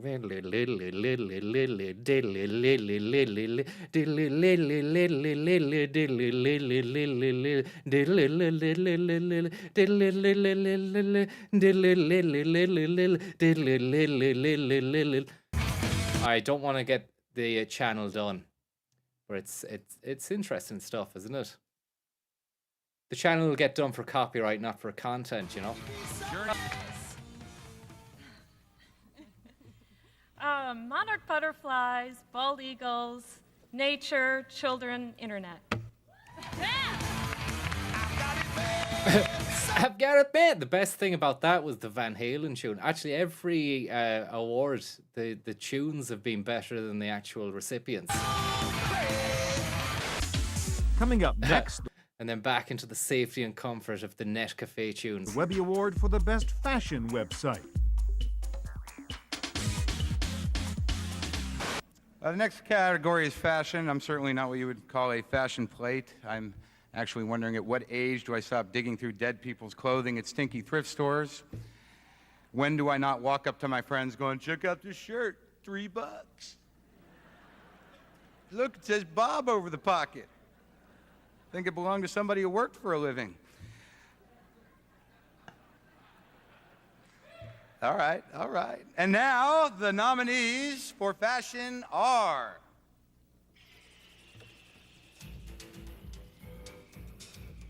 Vogue.com, Gap.com, Hint Magazine, Hint Magazine,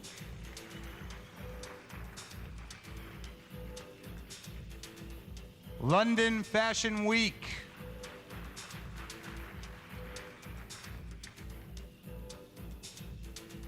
Lumiere,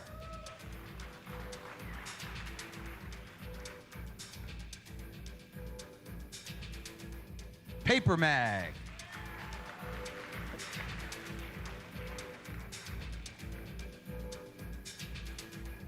W&LT Online, Walt. And the winner for the 1999 Fashion Webby is Walt. Paper Mag. Paper Mag is a pop cultural site published out of New York City, and part of it is a guide to what's hot every day. The content changes daily, and part of it is really about style and fashion, and part of it is just about news and culture and music and film, etc.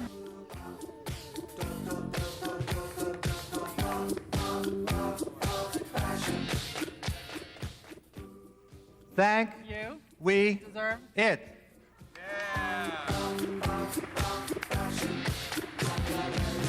The next category is film, and now the nominees for film. IMDb.com. Movies.com. Coming attractions.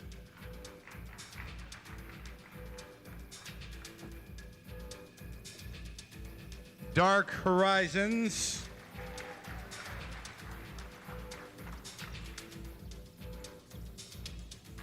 Film.com. I should have said film. Did I say film? I said movies.com. Film.com. Internet Movie Database. And they're definitely going to take it. Ireland There Film we and go. Television Net. IFT. How did they get it? How did they get in there? IFTN.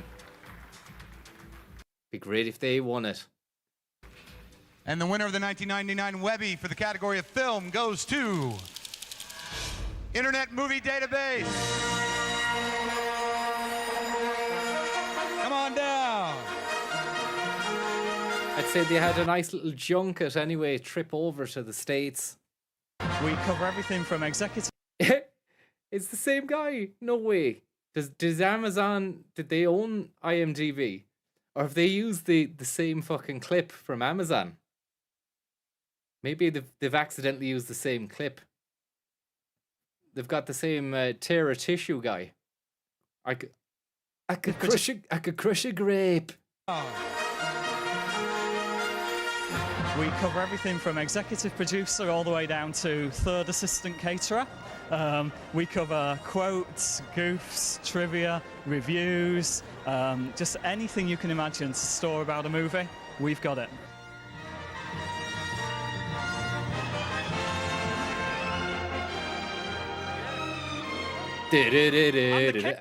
Oh god! Again, the music being the best thing about this. I'm the king of the world, I think he's about to say. I'm the king of the world, Wide Web. Over 5 words, so that was a fail. The next category is finance, and And it's all the other guy had to be told to leave by Cyberwoman in the background there, or she's saying something to him. What's been said? What's happening? She's been told move along. He's been told to move along. the next category is finance, and between all the financial information sites and online brokerages, the internet has made the global stock market into a home casino. I missed that joke, sorry. 1 sec. And someone said that he looks like Alan Shatter, the fella that's been corralled off stage there. He does in that frame. Alan Shatter managed to get in on the IMDb award there. The next category is finance, and between all the financial information sites and online brokerages, the internet has made the global stock market into a home casino.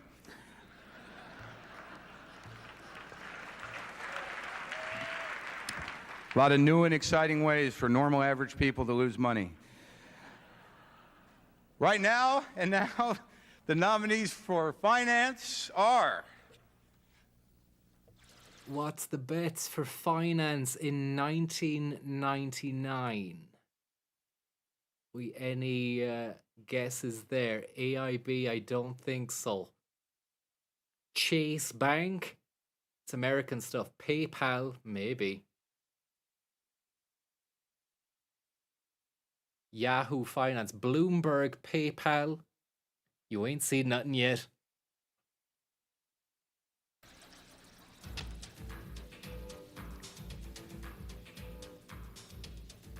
Clear Station.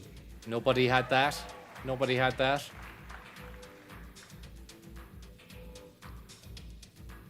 Elon Musk.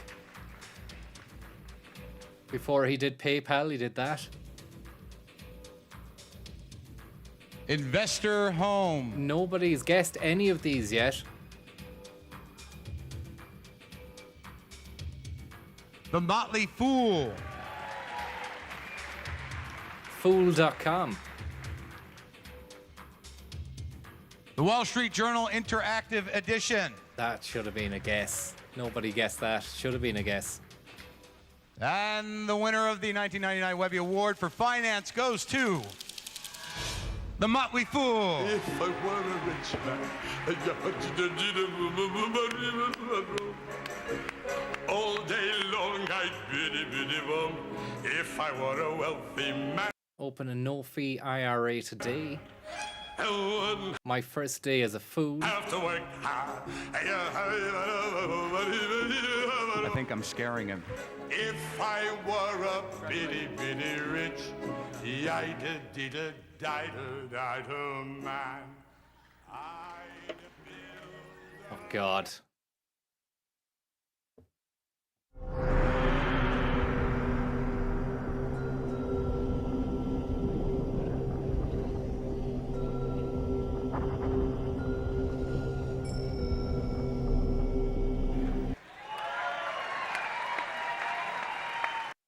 Harley Quinn.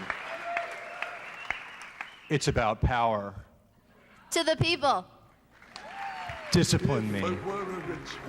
Had to take it in a weird direction. He couldn't just leave it there.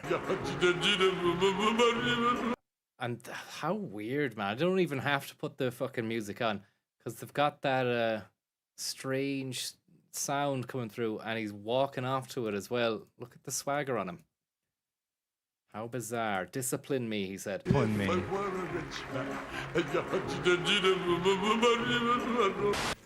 Or maybe we can just slow it down just for old time's sake. And maybe even just a bit of this.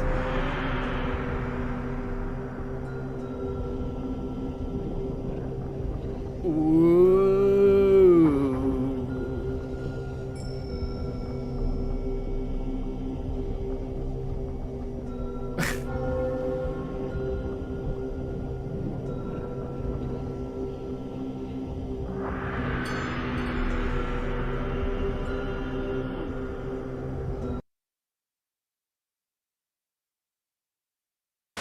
The next category is games. And as I said in my opening, it seems like people talk about computers with the same language we talk about vehicles that actually move.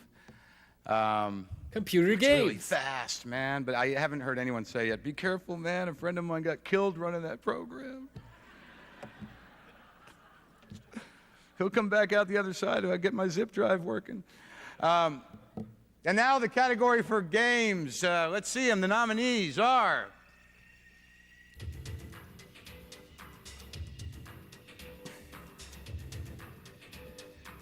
Digital addiction. That's what we all have now. Gamers Central.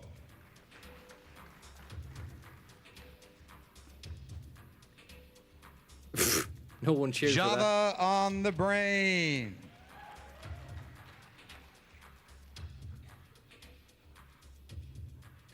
Multiple arcade machine emulator. Decent emulator, isn't it? Shockwave. Downloading the Shockwave for all the ladies in the cave. So get your groove on. And it's Chef from South Park, flashcards, bowling, and something about flashbang.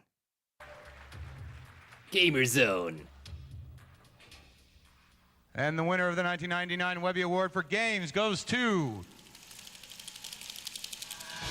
Gamer Central. Give it up for him, people. Mech Warrior 3, Turok 2, Summoner. Summoner looks rubbish. It's like a big block. You're a giant block man. Summoner is probably Volition's most ambitious project so far, although the final release is at least a year away, and a lot may still change. Everything about this upcoming RPG looks impressive.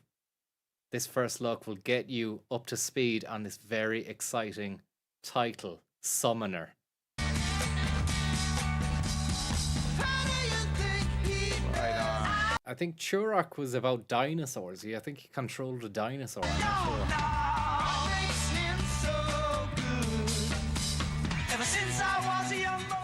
On behalf of Gamer Central, thanks. It's a team effort. Too many words. Gamer Central. Coming up next, the Webby Award for the best health website. It's so sad when you hear Stu on the interstitials and he's just not there. The next category is health, and I try to stay healthy myself. I'm trying to quit smoking, which is being made easier, being that you can't smoke anywhere anymore. There used to be smoking. Hey, don't clap, you cowards. I feel bad for people who've never been addicted to anything. They're the real losers.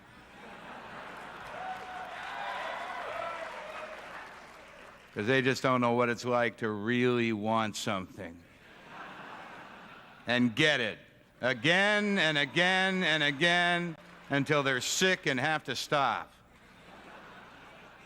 That's passion. No, but I was at the airport. They have a smoking section at the airport. It's time to cut to the fucking nominees. Right? No more. They now have these glass-encased rooms. You're not just a smoker. You're an example to other people. You're an exhibit at a futuristic zoo. You're in the nicotine terrarium. There ought to be a sign out front that says The Addict in its natural environment. Parents are walking by with children pointing. Look in there, honey. Isn't that sad? Those are smokers. And I'm in there going, "Argh." Stop running, honey. You're teasing them. Stop running.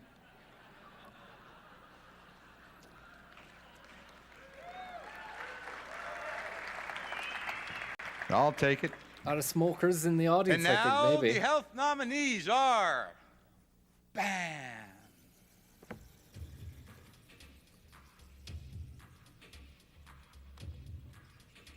IntelliHealth. Intelligent Health. Wait, I was reading that. Mayo Clinic Well Health done Oasis. to whoever said Mayo Clinic. Somebody mentioned Mayo Clinic. Nothing to do with Mayo. Metaconsult.com.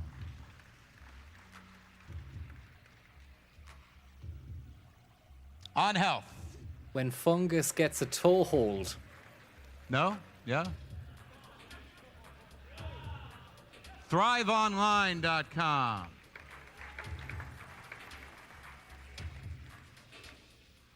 And the 1999 Webby for the category of health goes to... IntelliHealth. Yeah.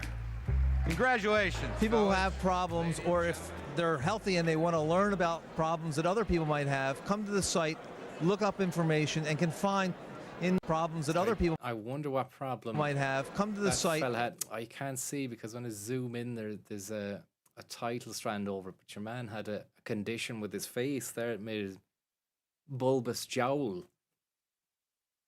Or if they're healthy and they want to learn about problems that other people might have, come to the site, look up information, and can find in our 2 million pages of information, trusted by and developed with Johns Hopkins, all the information they want to find. Johns Hopkins. When you kiss me, fever, when you hold me tight. Fever. IntelliHealth, like an EKG with attitude. Here's to your health.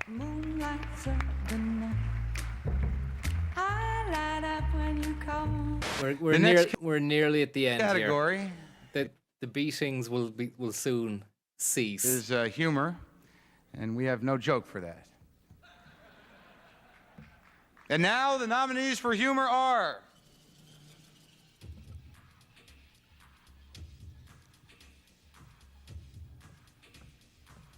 Berserk.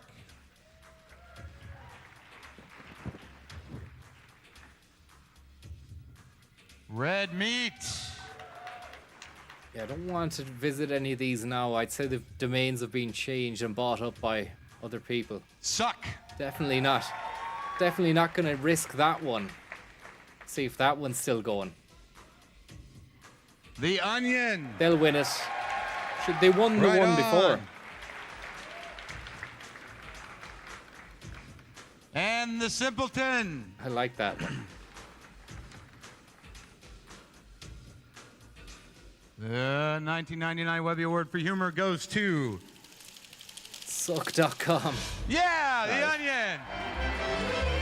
We're basically a satire of news publications and journalism, and our format parodies USA Today style journalism. Yeah, we seen you the last day. Thank you very, very much. Oh, yeah. Congratulations. Probably the best speech. The next category is living. No joke. Because it's important stuff. And now the nominees for the living category are...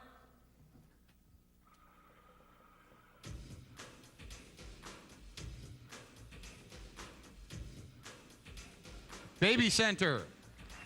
Get on down to Baby Center. Epicurious. These are fucking boring ones, man. Fucking Epicurious. Garden.com. Same shit from the last year's one. The yuckiest site on the internet. Fucking shite. And the 1999 Webby Award for living goes to... Bring it on. Probably Baby Center. Baby Center. When we want to love, we love. Yeah. When we want to kiss, we kiss. With a little petting. Kosovo. Children of Kosovo. Some fun out of life. When we want to work, we work. When we want to play, we play. This guy. Thanks, Mom. And Dad. Some Fuck off. Award for you next week. I'm Stuart Chaffee at the Herbst Theater in San Francisco. And there we have it. it. Join us again next time. That was at the Webby Net Awards. Cafe. What a fantastic show The Net that Cafe was. is made possible in part by Beautiful stuff. Standout moment, of course. A young Vladimir Putin, or I was going to say, actually, this book here. Fucking nutter. Absolute dickhead. Boom. Scuffle. What an arsehole.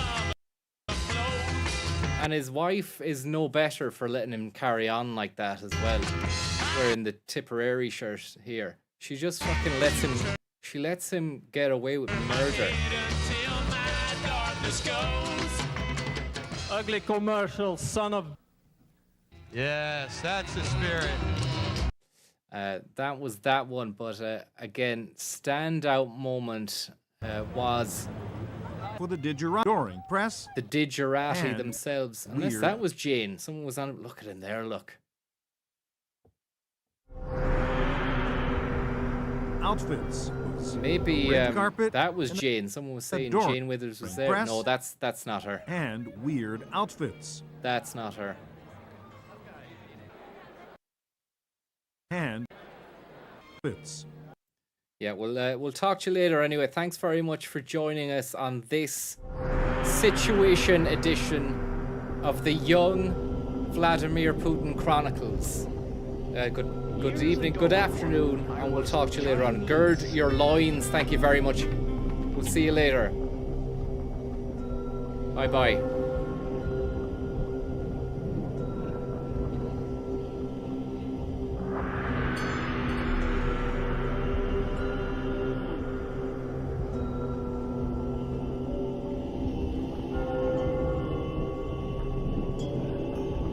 Yuck, yuck, yuck.